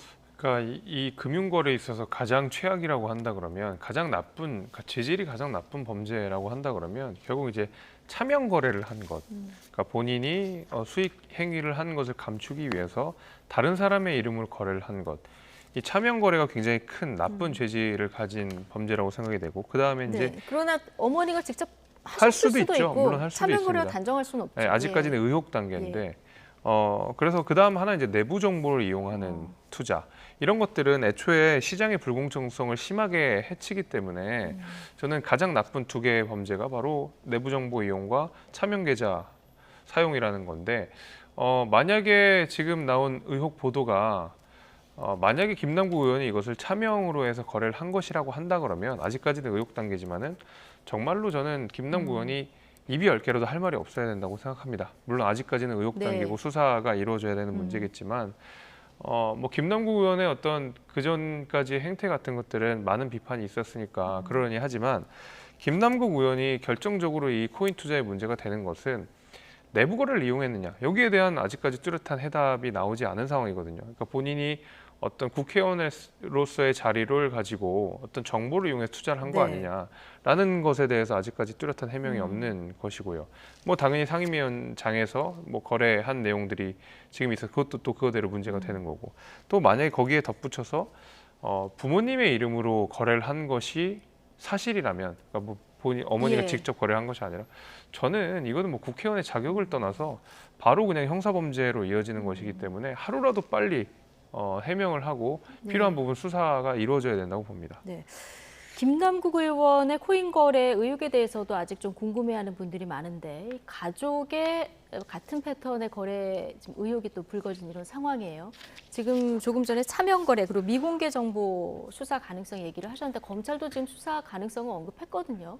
그러니까 이제 뭐 검찰이 수사 단계에 착수해서 나오는 뭐 정보들이 언론에 흘러나오는 거는 같아요. 근데 이제 그게 김남국 의원이 차명 거래를 했는지 여부도 확인이 아직은 안 됐고 그러게 거래가 됐다는데 뭐 어머님이든 뭐 가족이든 간에 그게 뭐 가족끼리 어떤 경제 공동체인 거 아니겠습니까? 가족들은요. 근데 좀 아쉬운 부분들은요. 이게 아직은 의혹 단계고 가족의 차명 거래가 이루어졌는지 모르는 단계라고 하더라도 저는 이런 측면도 있는 것 같아요. 김남국 의원에 대해서 수사를 하는 건 좋아요. 내부 정보 부분들. 그러니까 내부 정보를 본인이 받아서 많은 이득을 취했다. 이거는 뭐 당연히 지탄받고 법적 처벌을 받아야겠죠. 하지만 가족까지 터는 건가 또 이런 생각이 들어요. 김남국 의원의 가족까지 터는 건가라는 우려에서는 검찰의 수사가 늘 조금 우려가 되는 게 뭔 특정인이 생기면 가족을 텁니다. 가족이 볼모가 될 수 있거든요. 저는 그런 수사가 아니었기를 바라고요. 만에 하나 이런 것들이 김남국 의원이 차명 거래를 했다거나 아니면 내부 정보 거래들을 좀 활용하기 위해서 가족을 활용했다면 이거는 그냥 법적으로 재판장에 가서 가릴 부분이지 지금 현재 그 자체로 비난받을 바는 아니라고 생각합니다. 수사 과정에서 가족과의 어떤 연관성이 있어서 넘어간 건지 아니면 또 따로 그게 아니라 수사를 따로 하는 건지는 수사를 별건으로 모르니까요. 하는 건지 이거는 아직 뭐 모르니까요. 좀 검찰 수사도 지켜봐야 되겠고요. 그리고 윤리특위에서 어떤 결정을 할지도 좀 지켜봐야 될 것 같습니다. 저희 마지막 주제를 좀 남은 시간 동안 다뤄봐야 될 텐데요. 이동관 방송통신위원장 후보자 인사청문 요청안이 어제 국회에 제출됐고요. 그 재산 신고도 했죠. 재산 신고를 봤더니 51억을 신고했는데요. 2010년 청와대 홍보수석 때랑 저희가 이제 비교를 해봤더니 그때는 16억 5,700만 원 정도 됐고요. 이번에 51억 정도입니다. 한 3배 정도 뛰었어요. 김재섭 위원장님. 그러니까 뭐 재건축 아파트를 이제 잘 매도를 하고 뭐 또 다른 아파트를 이제 뭐 사고 뭐 이런 그러니까 재건축 아파트 자체에 대해서 말하자면 투자를 잘 하신 것 같아요. 근데 일단 부동산 관련해서 문재인 정부가 많은 비판을 받았기 때문에 그리고 거기에 대한 국민들의 심판 여론들이 상당히 있었기 때문에 윤석열 정부에 대한 힘을 많이 실었던 것이 사실이거든요. 국민의힘 자체에 대해서도 그럼 집값 안정을 좀 시켜보면 어떻겠느냐 이제 이런 기대가 좀 섞여 있었기 때문에 아마 이런 부분들은 국민 정서와도 굉장히 맞닿아 있는 부분이기 때문에 이것이 투자인지 아니면 정말 뭐 다주택을 보유한 상황에서 좀 그 국민들이 납득할 수 있는 설명이 저는 반드시 필요하다고 생각합니다. 그래서 아마 청문회 과정 속에서도 이 부분이 또 다른 쟁점이 될 건데 깨끗한 해명이 좀 필요하지 않을까 이렇게 생각이 됩니다. 똘똘한 강남 두 채입니다. 그야말로 이제 재테크 실력이 굉장히 대단한데, 자, 뭐 투기 목적이 아니다. 이동관 후보자 이렇게 이제 해명을 하고 있는데 야당은 좀 벼르고 있을 것 같기도 해요. 그렇죠. 투기와 투자는 배치장 한 장 차이지요. 그러니까 통상적으로 지금 뭐 35억 정도가 불어난 거죠. 13년 동안. 뭐 일반인들이 과연 13년 동안 35억을 어떤 방식으로 볼지는 모르겠어요. 일반 서민의 눈에서는 35억, 강남 아파트가 똘똘하니까 비싸니까 그 정도 볼 수 있겠다. 근데 본인이 살던 아파트가 집값이 올라서 이렇게 벌었다면 상관이 없지만 또 다른 아파트가 있고요. 그거를 벌어서 또 35억의 재산을 불렸는데 기사를 보면은 또 그 아내 되시는 분께서 또 재건축 조합의 1% 지분을 가지고 있고, 제가 봐서는 기본적으로 투기와 투자 그 가운데 있었던 것 같아요. 네. 그러니까 그 투기를 하지 않고서는 13년 동안 30억 못 법니다. 저는 그렇게 생각하고요. 그간에 좀 집값이 많이 오른 측면도 많이 있고. 올랐어도요. 예. 30억을 13년 동안 본다는 거는요. 일반인들이 봐서는 투자보다는 투기에 가깝다. 재테크보다는 그렇게 봄이 마땅할 것 같아서. 위법한 게 아니라도 문제가 된다고 보십니까? 이거는 이제 그렇습니다. 이 도덕적 부분이겠죠. 돈 많은 게 죄는 아니에요. 네. 이게 이제 투기성으로 해서 뭔가 부동산 투기를 했냐라는 부분이기 때문에 저는 이동관 후보자가 이 재산을 증식했던 부분들은 본인은 공직자로 돌아올 생각이 없었던 것 같다는 생각은 들어요. 학폭 논란도 있고 어떤 재산의 어떤 투기 논란도 있으면 이 부분은 도덕적으로 감내할 부분이고, 제일 중요한 거는 본인의 이제 방통위원장으로서의 독립성과 중립성 문제이기 때문에 그 부분이 가장 주목해야 될 부분이다. 저는 그렇게 네. 판단합니다. 지금 말씀하신 그 방송 장악 의혹 관련한 정치권 공방이 계속 좀 강화되고 있는데요. 민주당은 특히 이 후보자의 어제 공산당 기관지 이 발언을 정조준하고 있고요. 국민의힘은 총력 엄호에 들어갔습니다. 관련 발언 듣고 오시겠습니다. 본인들이 죄를 많이 져서 그래요. 그러니까 똑같이 할까 봐. 근데 이동관 그 지명자가 그렇게 어리석은 분 아닙니다. 왜냐면 그 법에 따라서 하는 거지 어떻게 이런 식으로 진짜 모태똥 시절에 홍위병 동원해서 문화혁명하듯이 그 언론인들을 적폐청산이라는 이름으로 내쫓았지 않았습니까? 앞으로 벌어질 일들이 더 끔찍할 겁니다. 아마 예전에 언론 장악이었다면 이번에는 언론 파괴 수준이라고 보고 있고요. 어느 하나 언론사, 어느 하나 방송사나 남아나지 않을 정도로 작살낼 거다라고 예상하고 있습니다. 네. 국민의힘은 지금 본인들이 죄를 많이 지어서 이런 공산당 발언이 나왔다 이렇게 지금 보고 있는 거고요. 장경태 의원 같은 경우는 뭐 언론사가 하나도 남아나지 않을 것이다 이런 우려를 나타냈는데 뭐 청문회에서 이 부분 공방이 가장 치열할 것 같아요. 예, 아마 그 부분이 국민들께서도 많이 걱정을 하시는 부분이고 야당이 집중적으로 공격을 하는 부분인데 저는 민주당이 저런 얘기를 하는 것은 사실은 좀 약간 낯선 느낌이 들 정도입니다. 왜냐하면 불과 재작년에 더불어민주당이 언론중재법을 통과시키려고 하면서 했던 얘기가 가짜뉴스 척결이었거든요. 그러니까 이동관 지명자가 가짜뉴스 척결이라는 큰 슬로건을 들고 나온 상황인데 그거에 대해서 지금 민주당이 엄청나게 많은 공격을 하고 있습니다. 가짜뉴스 뭐냐라고 이야기를 막 하면서 공격을 하는데 그게 민주당이 가짜뉴스를 때려잡겠다고 통과시키려고 했던 법이 바로 언론중재법이었고 결과적으로 좌절됐습니다. 네. 국민의힘에서 많은 밴드를 했기 때문에. 게다가 뭐 언론 장악이라는 시도 아니냐 이 부분에서도 저는 우려가 있을 수 있다고 봅니다. 국민들께서도 이런 부분 타당하게 지적하고 계시고요. 근데 이제 문재인 정부 때 뭐 한상혁 방통위원장 같은 경우에는 TV조선 재생인권 관련돼서 관련자들 수사받고 처벌받고 있는 상황 아니겠습니까?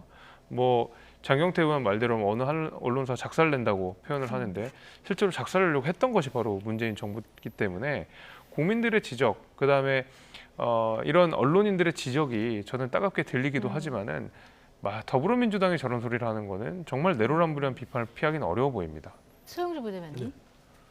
더불어민주당이 그런 소리 안 하면 누가 하죠? 야당이 얘기해야죠. 야당이 물론 부족한 부분이 있다 하더라도 할 얘기는 해야 된다고 봅니다. 근데 저는 그래서 아까 가짜뉴스 척결 부분에서 민주당이 추진했던 언론중재법은요. 이거는 언론 인사에 개입해서 하는 게 아니라 제도, 그러니까 징벌적으로 손해배상을 해서 강화해서 가짜뉴스를 양산하는 언론사에 대해서는 강하게 어떤 재정적인 압박을 통해서 가짜뉴스를 하지 못하도록 하겠다라는 게 취지였기 때문에 아예 좀 다른 문제고요. 일단 이동관 그 방통위 내정자 같은 경우는요. 이번에 그 출근길 인사에서 했던 일성을 보고 깜짝 놀랐습니다. 공산당 기관지라는 말이 그 입에서 나왔다는 건 머릿속에 이미 이 조각을 그렸다. 방송 장악에. 공산당 기관지. 앞으로 대한민국에서 윤석열 정부를 비판하는 언론은 무조건 공산당 기관지 취급을 하겠다라는 선전포고입니다. 예. 그래서 언론이라는 게요. 따지고 보면 또 이것도 있어요. 언론은 사실을 보도하고 객관적인 어떤 뭐 팩트를 얘기해야 된다. 주장을 하면 안 된다. 그 얘기를 했던 걸로 기억합니다. 근데요. 정말 무서운 얘기거든요. 언론사는요. 사실만 얘기하는 건 보도자료만 써서 보도하라는 얘기하고 똑같은 거예요. 언론의 가장 큰 기능은 논조입니다. 의견이나 주장을 글로 나타내고 방송으로 나타내는 거예요. 톤이 있는 겁니다. 네. 그 톤 자체를 검정색 하나, 윤석열 정부라는 하나의 톤으로 맞추겠다는 그런 주장들을 방통위 후보자가 첫 출근길에 했다라는 것은 본인 스스로가 방송장을 하겠다고 고백하는 거예요. 자기 고백을. 이거 어떡합니까? 이걸 보고 있는 민주당이 아무리 예전에 어떤 일들을 국민의힘에서 문재인 정부에 그랬잖아 하더라도 지금 현재 총선을 앞두고 윤석열 정부가 이미 이명박 정부 때부터 국정원과 경찰을 통해서 방송사 인사에 개입하고 여러 가지 그 마음에 안 드는 인사들을 저쪽 스케이트장이나 이런 창고로 쫓아냈던 그런 인사, 그런 오염된 인사를 다시 방통 현장을 앉힌다. 네. 이거는 비극 아니겠습니까? 저는 이동관 후보자 부분에 있어서는 윤석열 대통령께 부탁드리고 싶은 것은 다른 후보자들 마음대로 반대했어도 다 이미 하셨잖아요. 그런데 방통위원장 이동관 위원장은요 정말 야당의 목소리를 들으셔서 처리를 하시는 게 맞다. 저는 그런 말씀도 드리고 그러려면 지명을 안 하셨겠죠?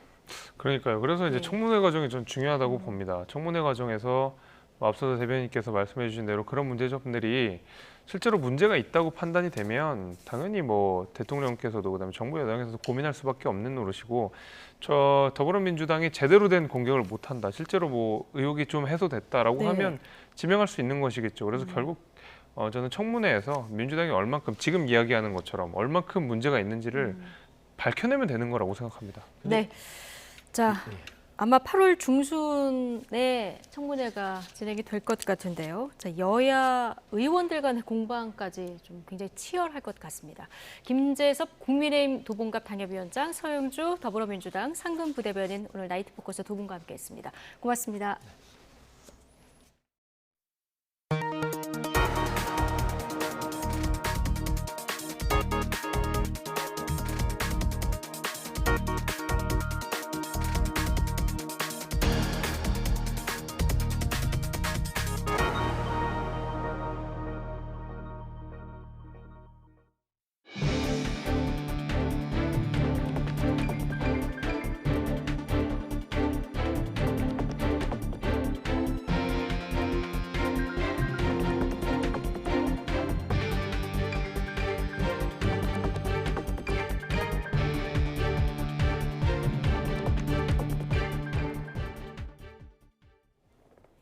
네, 한국토지주택공사가 철근 누락이 확인된 15개 아파트 설계와 시공, 감리 관련 업체들을 경찰에 수사 의뢰하겠다고 밝혔습니다. 또 전관이후 관행을 차단하기 위해서 입찰 시 퇴직자 명단을 제출받는 등 건설 카르텔 척결을 위해 공정건설 추진본부를 설치하기로 했습니다. 윤혜리 기자의 보도입니다.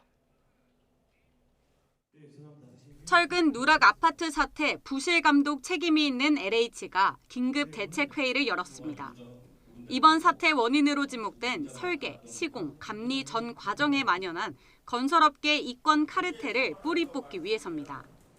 이번에 건설 안전을 제대로 확립하지 못하고 설계, 감리 등 LH 공사 전 과정에서 발생 가능한 전관 특혜 의혹을 불식시키지 못하면 LH의 미래는 없다는 각오로 고강도 대책 마련을 우선 LH는 반카르텔 공정건설 추진본부를 설치해 부정부패 행위 감독을 강화하겠다고 밝혔습니다. 이번에 문제가 된 15개 아파트 단지 설계와 시공, 감리 관련 업체들에 대해선 경찰에 수사 의뢰해 법 위반 여부를 따져보겠다는 방침입니다. LH 출신 임직원들이 포진한 설계나 감리 업체들이 입찰에 특혜를 받거나 담합한 정황이 있는지도 수사 대상입니다. 실제로 YTN이 경실련을 통해 확보한 LH 퇴직자 취업업체 현황 자료를 분석한 결과 철근 누락이 확인된 아파트 15곳 가운데 최소 13곳이 정관업체가 설계를 맡은 것으로 나타났습니다. 시공과 감리 업체까지 대상을 넓히면 LH 퇴직자가 재직 중인 업체는 더 늘어날 가능성이 큽니다. LH뿐만이 아니라 이런 정관들에 대해서 전반적으로 관리할 수 있는 시스템이 다시 한번 제고되어야 된다고 생각합니다. LH는 부실 시공업체가 한번 적발되면 다시는 입찰할 수 없도록 제도를 개선하고 입찰업체에 퇴직자 명단을 제출받는 방안을 고려하고 있습니다. 전관이 없는 업체에 대해서 일정한 가점을 주는 방안도 현재 검토 중에 있습니다. 또 오는 9월 말까지 보강 공사를 마치고 앞으로 발주하는 아파트 단지는 무량판 구조 시공을 최대한 피하겠다고 강조했습니다. 철근 누락이 확인된 아파트 3분의 1은 LH가 직접 감리를 맡았던 만큼 컨트롤 타워가 제 역할을 다하지 못했다는 비판은 피하기 어려워 보입니다. YTN 윤혜리입니다. 네, 정부가 무량판 구조를 특수구조 건축물로 지정하는 방안을 검토합니다. 이 특수구조 건축물로 지정이 되면 설계, 시공, 감리 등 건축 전 과정에서 관리가 강화돼 부실 공사를 방지할 수 있습니다. 이동우 기자가 취재했습니다. 지난 2014년 경주 마우나 리조트 체육관 지붕이 무너져 대학생 10명이 숨지는 사고가 발생했습니다. 이 사고 이후 정부는 특수구조 건축물 관리를 강화했습니다. 특수구조물은 구조 안전성을 확보하기 위해 각종 건축 기준과 절차를 강화한 건축물을 뜻합니다. 특수구조물로 지정하면 구조의 특수성을 이해하는 전문가가 설계와 공사, 감리 전 과정에 참여하게 됩니다. 지하 주차장이 붕괴한 인천 검단 아파트와 보강 철근이 누락된 LH 아파트 15군데처럼 설계와 시공, 감리 전 단계에 걸친 총체적 부실을 사전에 방지할 수 있는 것입니다. 철근이 빠진 LH 15개 단지 가운데 10개 단지는 구조 개선을 잘못하는 등 설계 실수였으며 5개 단지는 시공 미흡이었습니다. 무량판 구조에 대한 이해가 낮은 현장 근로자들이 다른 층 도면을 보고 보강 철근을 빠뜨린 경우도 있었습니다. 이탈은 철근 누락 사태와 관련해 정부가 수평 기둥인 보호 없이 수직 기둥이 직접 슬래브를 지탱하는 무량판 구조를 특수 구조물로 지정해 부실 공사를 방지하는 방안을 검토하고 있습니다. 실제로 인천 검단 LH 아파트 지하주차장 붕괴 사고의 건설사고조사위원회도 무량판 구조를 특수 구조물에 추가하자고 제안하기도 했습니다. 무량판에 포함시켜서 이 특수구조로 포함이 되게 되면 향후의 건축 심의 과정이라든지 시공 과정에서 조금 더 정밀한 검토가 필요하기 때문에 이런 특수구조에 포함을 시켜야 되겠다는 것이 첫 번째 저희 제안 사항이고요. 하지만 무량판이 복잡하고 특수한 구조가 아닌데 특수 구조물로 정하면 비용이 증가하는 것은 물론 규제를 불필요하게 강화하는 것이란 우려도 제기됩니다. 이번 특수구조 건축물로 이제 무량판 구조를 현재 편입하는 부분에 대해서는 실은 이제 비용 증가들, 예를 들어서 구조 설계하는 과정에서의 어떤 부분들, 그리고 실제 정밀 안전 점검이라든지 진단하는 과정에서의 이런 비용 증가까지도 고려를 해서 정부가 안전 관리를 강화하면서도 건설 산업의 비효율도 고려해야 하는 만큼 어떤 결정을 내릴지 관심이 쏠리고 있습니다. YTN 이동우입니다. 공공아파트 지하주차장 부실 시공 사태를 둘러싼 정치권의 책임 공방도 거세지고 있습니다. 국민의힘은 문재인 정부 주택관리 정책에 심각한 결함이 있었다며 당시 청와대 인사들에 대한 조사 필요성까지 언급했고 민주당은 전 정부 탓 카르텔 척결 말고는 할 말이 없느냐며 반박했습니다. 나혜인 기자입니다. 윤석열 대통령이 LH 발주 아파트의 철근 누락 부실 시공 원인으로 건설 이권 카르텔을 지목한 다음 날 집권여당 원내대표가 기자간담회를 자청했습니다. LH 퇴직자의 전관 수주에 이어 부실 공사가 발생하는 과정이 카르텔의 전형이라며 문재인 정부 주택건설 정책에 심각한 결함이 있었던 거로 보인다고 목소리를 높였습니다. 지난 정부 국토교통부는 물론 청와대 조사 필요성까지 언급했습니다. 필요하다면 지난 정부의 국토교통부는 물론이고 대통령실의 정책 결정자에 대해서도 조사가 이루어져야 합니다.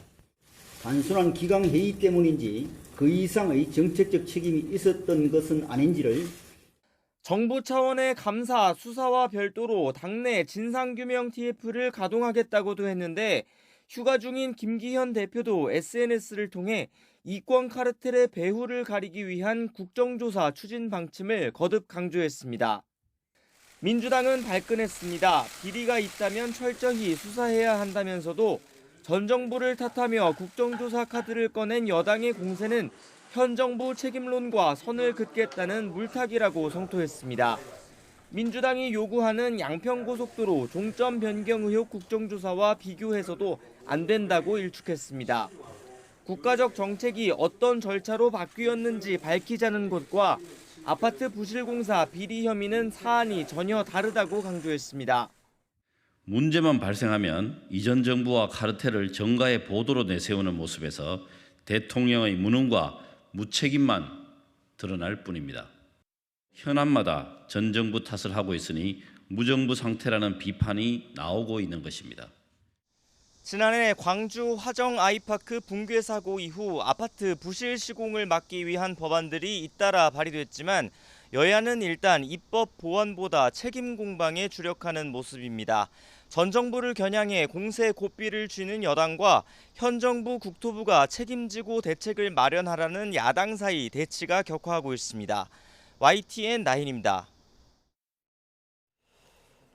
최근 불거진 공공아파트 철근 누락 부실 시공 파문과 관련해서 국민의힘과 정부, 대통령실이 입주자가 만족할 만한 손해배상과 함께 입주 예정자의 경우 재당첨 제한 없는 계약 해지권을 부여하는 방안을 추진하겠다고 밝혔습니다. 국회 국토교통위원회 여당 간사 김정재 의원은 오늘 국무총리 공관에서 열린 철근 누락 아파트 사태 관련 고위 당정협의회를 마친 뒤 국회에서 브리핑을 열어 이같이 밝혔습니다. 이어서 지난 정부에서 일어난 위법 행위에 대해 철저히 조사하고 근본 대책을 마련하겠다며 공정위 직권조사와 당 TF 차원 조치를 진행한 이후 필요하다면 국정조사 추진도 검토하겠다고 설명했습니다.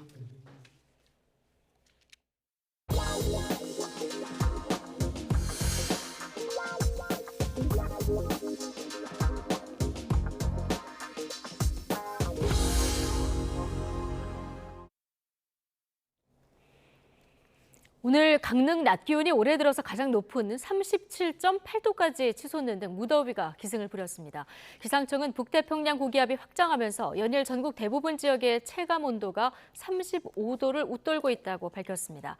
강릉 낮 기온은 지난 2018년 이후 5년 만에 8월 상순으로는 최고를 기록했고 전북 순천 36.6도, 경주 35.5도, 서울도 33.7도까지 올랐습니다. 뜨거운 열기는 밤사이에도 식지 않아서 내륙 곳곳에서 최저 기온이 25도를 웃도는 열대 현상이 나타나겠습니다. 네, 무더위가 연일 이어지면서 온열 질환자와 이로 인한 사망자가 계속 증가하고 있습니다. 질병관리청 온열 질환 응급실 감시 체계에 따르면 어제 응급실을 찾은 온열 질환자는 89명이었고 온열 질환 추정 사망자는 2명이었습니다. 올해 감시 체계가 가동된 이후 누적 온열 질환자는 1,284명이고 온열 질환 추정 사망자는 16명으로 늘었습니다. 올해 온열 질환자는 지난해 같은 기간보다 220명 많은 것이고 특히 온열 질환 추정 사망자는 지난해 같은 기간 7명이었던 것의 2배가 넘습니다. 네, 새만금 세계 잼버리 현장에서 온열 질환자가 계속 늘고 있습니다. 전북 소방본부에 따르면 오늘 새벽 6시부터 오후 6시 사이에만 고열과 두통 등을 호소한 온열 질환자 22명이 인근 병원으로 이송돼 진료를 받은 것으로 파악됐습니다. 잼버리 영지에서 수경이 시작된 지난달 29일부터 지금까지 모두 72명이 온열 질환으로 이송 치료를 받은 것으로 집계됐습니다. 또 계속되는 폭염과 습한 날씨 때문에 어제 참가자 400명가량이 온열 질환 증상을 호소해 잼버리 현장에 있는 의료시설에 다녀간 것으로 파악됐습니다. 지난 6월 창고형 대형마트 코스트코에서 살인적인 더위 속에 카트 정리 작업을 하던 29살 노동자가 쓰러져 숨졌던 일 기억하시죠? 동료 직원들과 유족들은 49제가 코앞으로 다가오는 동안 코스트코 측은 사과 한마디 없었고 그저 책임을 피할 궁리만 한다면서 비판했습니다. 김태원 기자입니다. 장본 물건 대신 흰 국화꽃이 하나둘씩 쌓여가는 쇼핑카트. 지난 6월 19일 창고형 대형마트 코스트코 하남점 주차장에서 카트를 정리하다 쓰러져 숨진 29살 고 김동호 씨의 49제를 앞두고 추모 집회가 열렸습니다. 김 씨의 사망 원인은 온열에 의한 과도한 탈수와 피떡이 폐혈관을 막는 폐색전증으로 나타났습니다. 동료 직원들과 유족들은 코스트코 코리아가 김 씨를 죽음으로 몰고 갔다고 말합니다.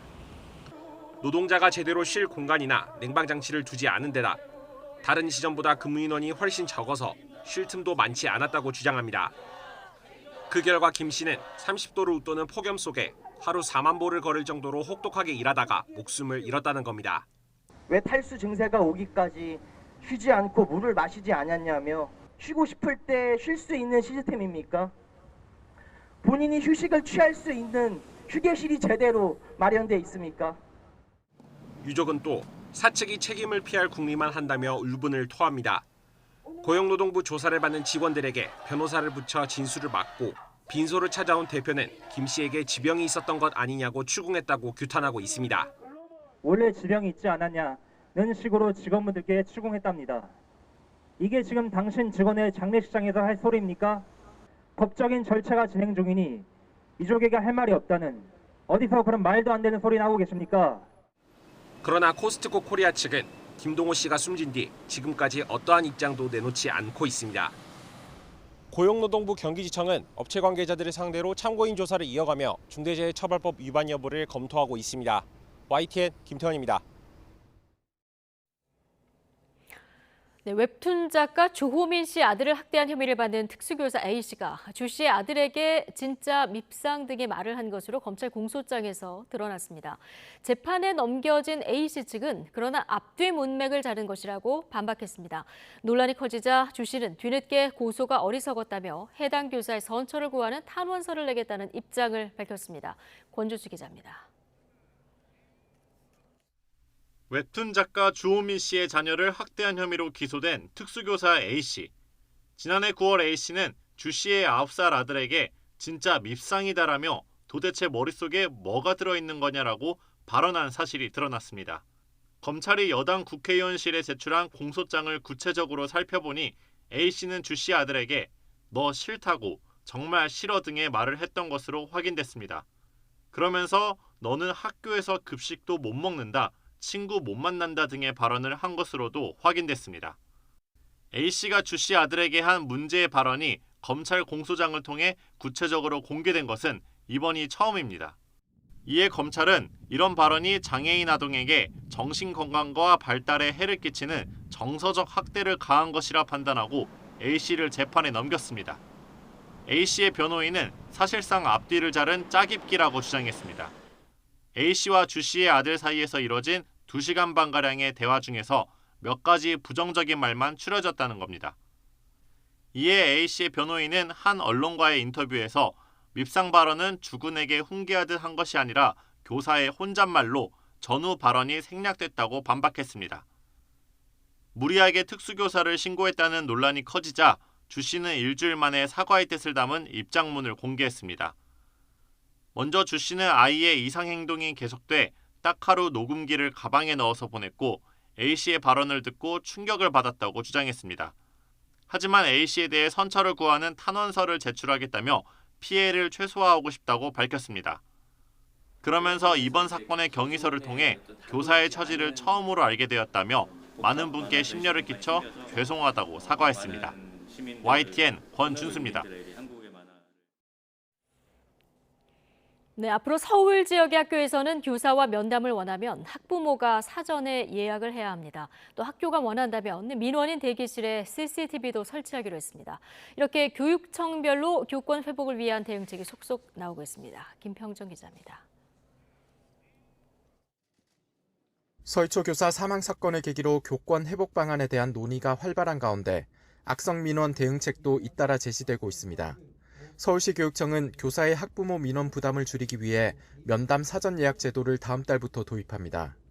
교사와 전화통화 또는 면담을 원하는 학부모는 서울 학교 안전 앱에서 예약을 먼저 해야 합니다. 이 과정에서 악성 민원을 1차적으로 걸러내겠다는 계획입니다. 학부모가 교사 면담 또는 전화통화를 요구할 때 학부모에게 사전 고지 의무를 부여하고 학교는 사전에 고지받을 권리를 제도화하겠습니다. 이 체계를 통해 교사에게 들어오는 민원을 1차적으로 시스템에서 분류하여 교사에게 바로 전달되지 않도록 하겠습니다. 면담하러 온 학부모는 민원인 대기실에서 기다려야 하고 원하는 학교에는 대기실에 CCTV도 설치됩니다. 일반적인 민원은 관공서나 기업에서 활용되고 있는 컴퓨터 프로그램 챗봇으로 응대합니다. 학교 업무용 전화기는 녹음이 가능한 제품으로 바꿔 악성 민원에 대비합니다. 공적보험인 교원안심공제에서 소송을 지원하는 절차 가운데 학교 교권보호위원회의 심의 의결 과정을 없애고 관련 서류만 제출하면 소송비를 받을 수 있도록 바뀝니다. 교사에게 법률 자문을 강화하는 대책도 잇따라 나오고 있습니다. 세종시 교육청은 교육활동을 침해하는 경우 즉시 법률 자문을 하는 학교 변호사 제도를 운영하기로 했고, 경기도 교육청도 법률 자문단을 통해 정당한 교육활동 과정에서 아동학대 등 법적 소송이 들어오면 지원받을 수 있도록 했습니다. 경기도 교육청은 학생인권 보호에 관한 내용만 담겨있는 학생인권 조례에 교권을 존중해야 한다는 조항도 추가할 방침입니다. YTN 김평정입니다.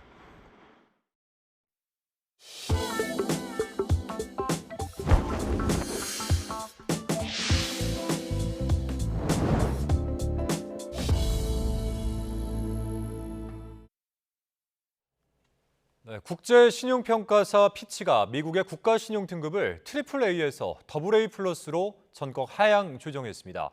3대 국제신용평가사의 미국 신용등급 강등은 12년 만에 처음으로 국제금융시장 충격 우려가 나오고 있습니다. 미국 정부는 강력히 반발했습니다. 이종수 기자입니다.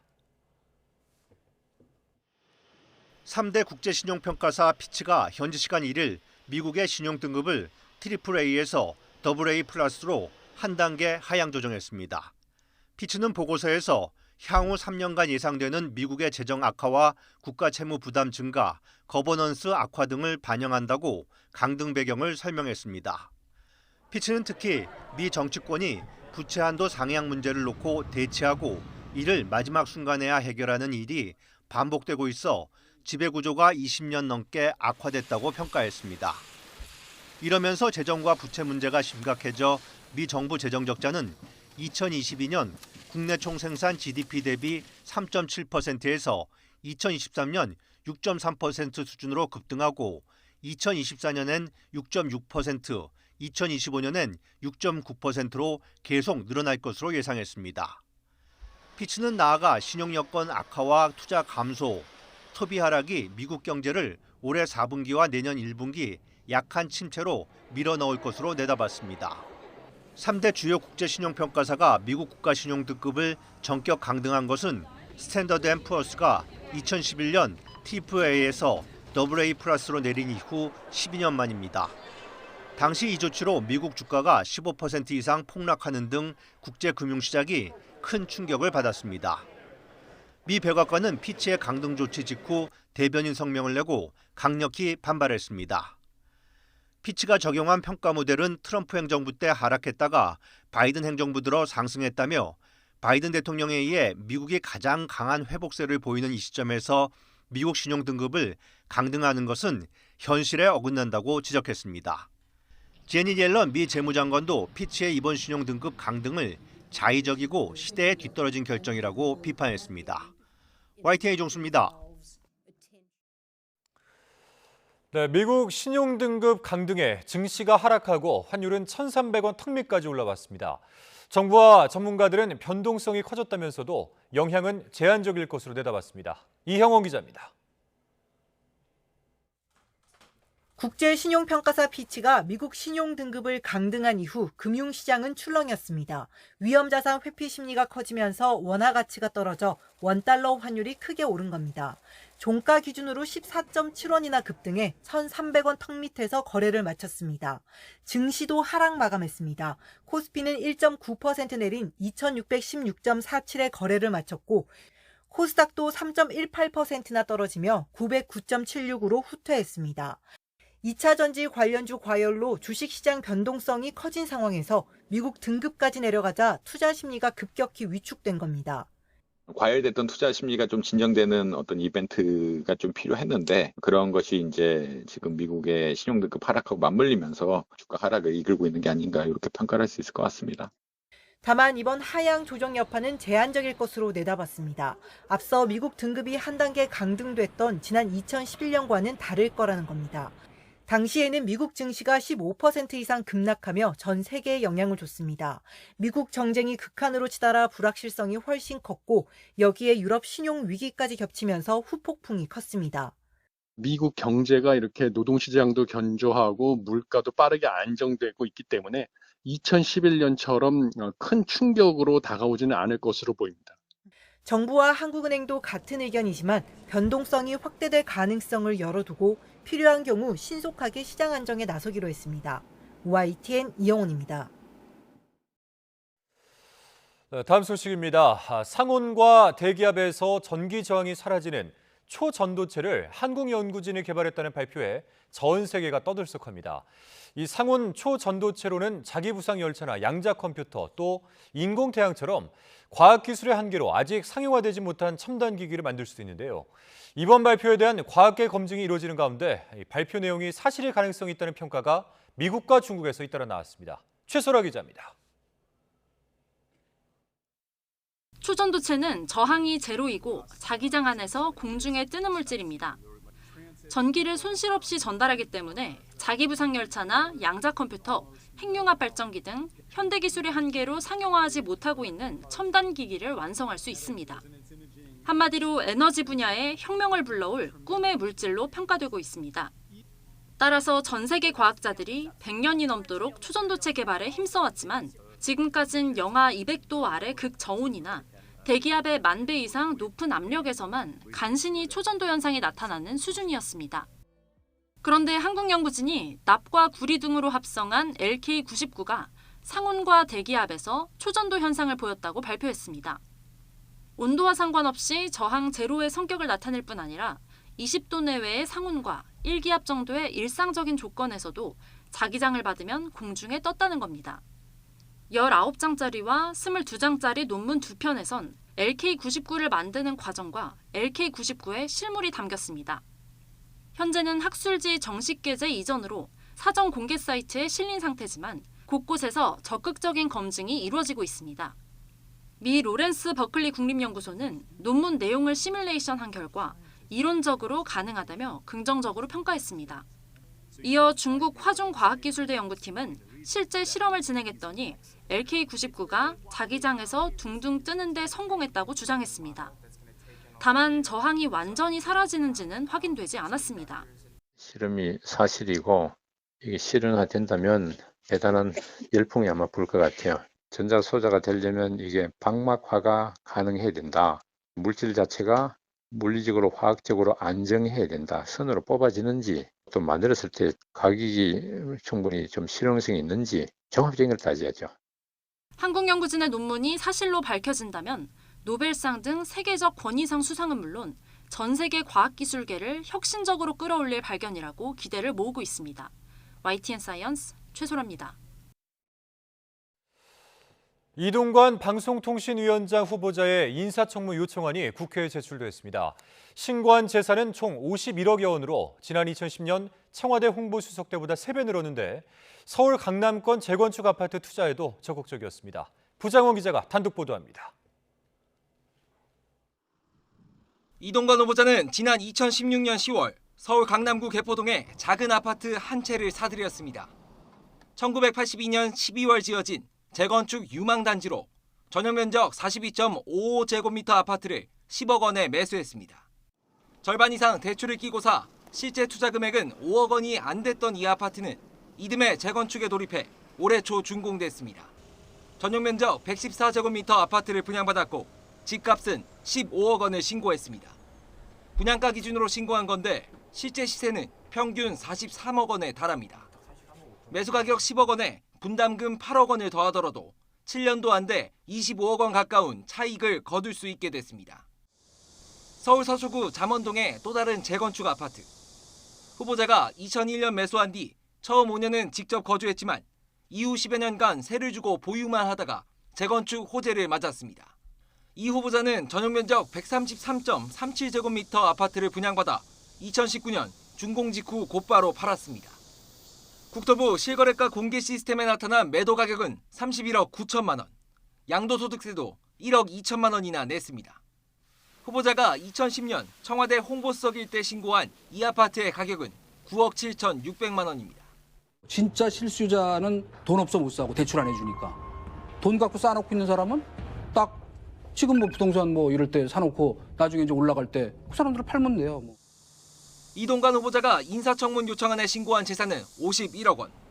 지난 2010년 청와대 홍보수석 재직 때보다 3배 증가했는데 강남권 재건축 아파트 2채가 중요한 재산 증식 수단이 된 것으로 보입니다. YTN 부장원입니다. 이에 대해서 이동관 방송통신위원장 후보자는 투기 목적으로 아파트를 보유한 것은 아니라고 밝혔습니다. 이 후보자는 입장문을 내고 잠원동 아파트는 2001년부터 2019년까지 18년간 장기 보유했던 아파트로 재건축을 통한 차익을 노리거나 투기를 목적으로 한 것이 아니라고 해명했습니다. 특히 재건축 추진 시기는 2010년으로 매입 당시에는 실거주 목적이었으며 재건축 추진 여부를 알 수 없었다고 강조했습니다. 개포동 아파트도 부부가 노후를 보내기 위해 매입한 것인데 후보자가 마치 강남 재건축 아파트를 투기 목적으로 2채나 보유한 것으로 오인될 수 있게 보도한 것은 유감이라고 말했습니다. 경남은행에서 직원이 500억 원이 넘는 대출금을 횡령하는 일이 일어나 검찰이 강제 수사에 나섰습니다. 금융당국도 지난해 우리은행 횡령 사고처럼 장기간 은행 내부에서 기본적인 통제가 이루어지지 않은 것으로 보고 현장 조사를 확대하고 있습니다. 홍민기 기자입니다. 서울 중구에 있는 경남은행 서울금융센터 영업부 건물입니다. 경남은행이 부동산 투자금융부 부장 50살 A씨를 횡령 혐의로 고소하면서 검찰이 이곳과 A씨 주거지 등에 대한 압수수색에 나섰습니다. 앞서 경남은행은 A씨가 다른 혐의로 검찰 수사를 받고 있다는 사실을 지난 6월 금융감독원에 보고했습니다. 이어 금감원 지시로 자체 감사에 나선 경남은행은 A씨가 PF대출 상환자금 77억여 원을 횡령한 것을 발견했습니다. 하지만 금감원 긴급 현장 점검에서 A씨가 횡령하거나 유용한 금액 484억이 추가로 발견되면서 지금까지 확인된 사고 규모만 560억 원대로 불어났습니다. A씨는 지난 2007년부터 지난 4월까지 부동산 개발 사업에 자금을 대출해주는 부동산 PF 업무를 맡았는데 2016년 이미 부실화된 대출에서 상환된 원금과 이자 77억 원을 가족 명의의 계좌로 이체시키는 방식으로 횡령한 것으로 조사됐습니다. 이어 PF 시행사에 자금 인출 요청서를 위조해 300억 원 넘는 대출금을 가족이 대표로 있는 법인 계좌에 보내거나 상환된 자금을 다른 대출 상환에 유용한 사실도 드러났습니다. A씨는 횡령한 돈 가운데 일부를 다시 은행에 갚기도 했는데 금융당국은 이 역시 A씨가 횡령을 은폐하려는 목적이었던 걸로 보고 있습니다. 금감원은 A씨가 15년 동안 같은 부서에 근무하면서 전형적인 횡령 수법을 사용했다며 순환 인사 원칙 등 기본적인 내부 통제 장치도 작동하지 않았을 가능성이 높다고 설명했습니다. 한 부서에 오래 근무한 직원이 문서를 위조해 장기간 거액을 빼돌렸고 자체 감시망이 작동하지 않았다는 점에서 지난해 700억 원대 횡령 사고가 났던 우리은행 사례와 닮은 꼴입니다.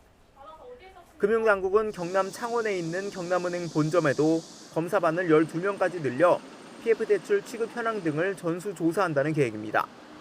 YTN 홍기입니다. BNK 경남은행에서 500억 원이 넘는 규모의 부동산 프로젝트 파이낸싱 대출 횡령 사고가 발생하자 금융당국이 모든 은행에 PF 대출 긴급 점검을 지시했습니다. 금융감독원은 오늘 KB국민은행, 신한은행, 하나은행, 우리은행, 광주은행, 대구은행 등 모든 은행에 PF 자금 관리 실태에 대해서 긴급 점검하도록 했습니다. 이와 관련해 금감원 관계자는 다른 은행들에도 경남은행 직원의 PF 대출 횡령과 유사한 사례가 있을 수 있어 긴급 점검을 지시했다고 설명했습니다. 이른바 50억 클럽의 핵심 피의자로 한 차례 구속영장이 기각됐던 박영수 전 특별검사가 내일 다시 구속의 갈림길에 섭니다. 영장 심사에서는 딸과 공모해 받은 11억 원과 관련해서 새롭게 추가된 혐의에 더해 박 전 특검의 증거인멸 정황이 최대 쟁점이 될 것으로 보입니다. 김혜린 기자입니다. 박영수 전 특별검사가 내일 다시 구속 전 피의자 신문을 받습니다. 첫 구속영장이 법원에서 기각된 지 한 달여 만입니다. 진실은 곧 밝혀질 거로 저는 확신합니다. 자, 감사합니다. 주변인들은 혐의 인정하시는데 여전히 우리은행에 영향에 호소하신 적 없으십니까? 없습니다.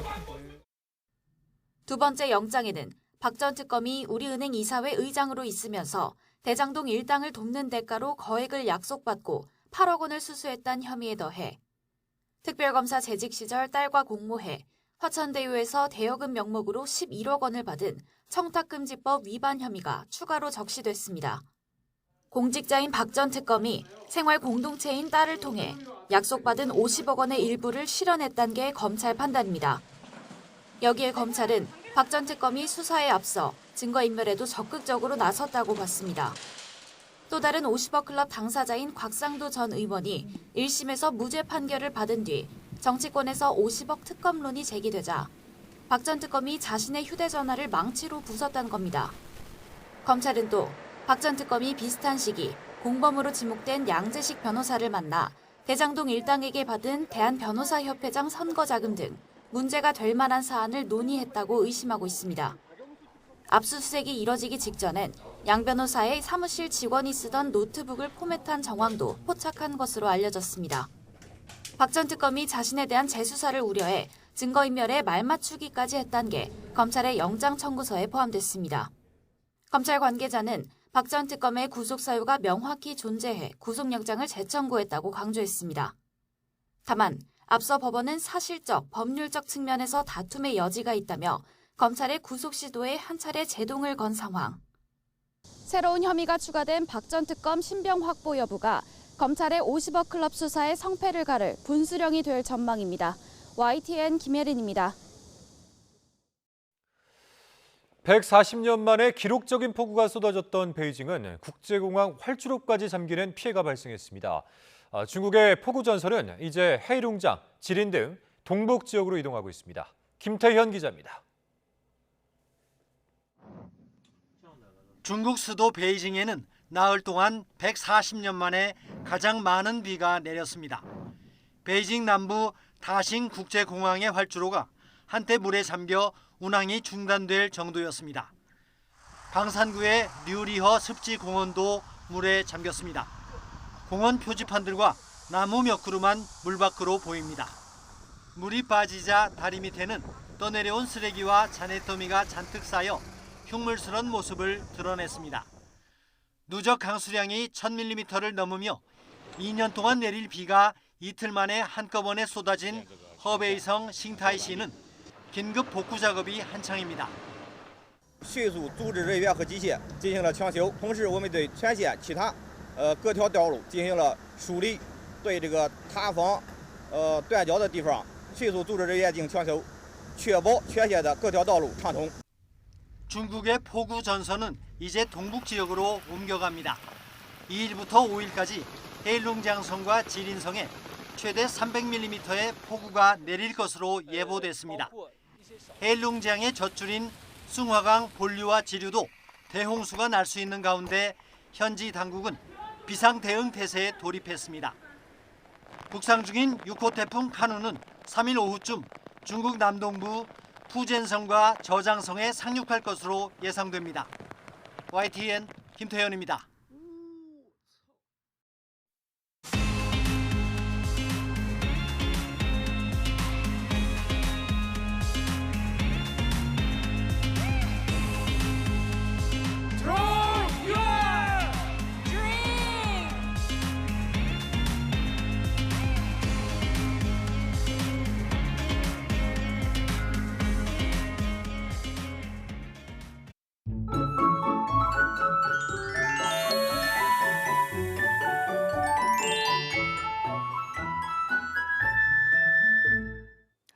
더위가 말 그대로 비상입니다. 연일 폭염이 기승을 부리면서 온열 질환에 걸릴 위험성이 높아지고 있는데요.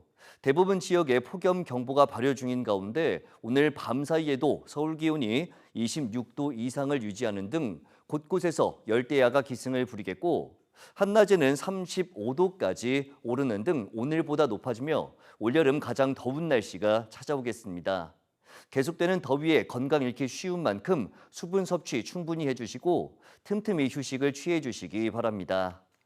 내일도 대체로 맑겠지만 내륙에는 아침까지 안개가 매우 짙게 끼겠고 낮에는 전국적으로 자외선이 무척 강해지겠습니다. 또 대기 불안정으로 밤까지 곳곳에 돌풍과 벼락을 동반한 5에서 60mm, 전북 북동부에는 80mm 이상의 소나기가 쏟아지는 곳이 있겠습니다. 소나기의 특성상 기습적으로 강하게 쏟아지는 만큼 대비 철저히 해주시기 바랍니다. 내일 아침 기온 오늘과 비슷하겠습니다. 서울 26도, 대전 25도, 광주 26도, 부산 27도로 예상됩니다. 낮 기온은 35도 안팎으로 크게 오르겠습니다. 서울 35도, 강릉 38도, 광주 36도, 대구 36도로 예상됩니다. 주 후반에도 열대야와 폭염이 계속되는 가운데 곳곳에 소나기가 자주 내리겠고 남해안과 제주 해안을 중심으로는 계속해서 너울성 파도가 높게 일 전망입니다. 날씨 정보였습니다.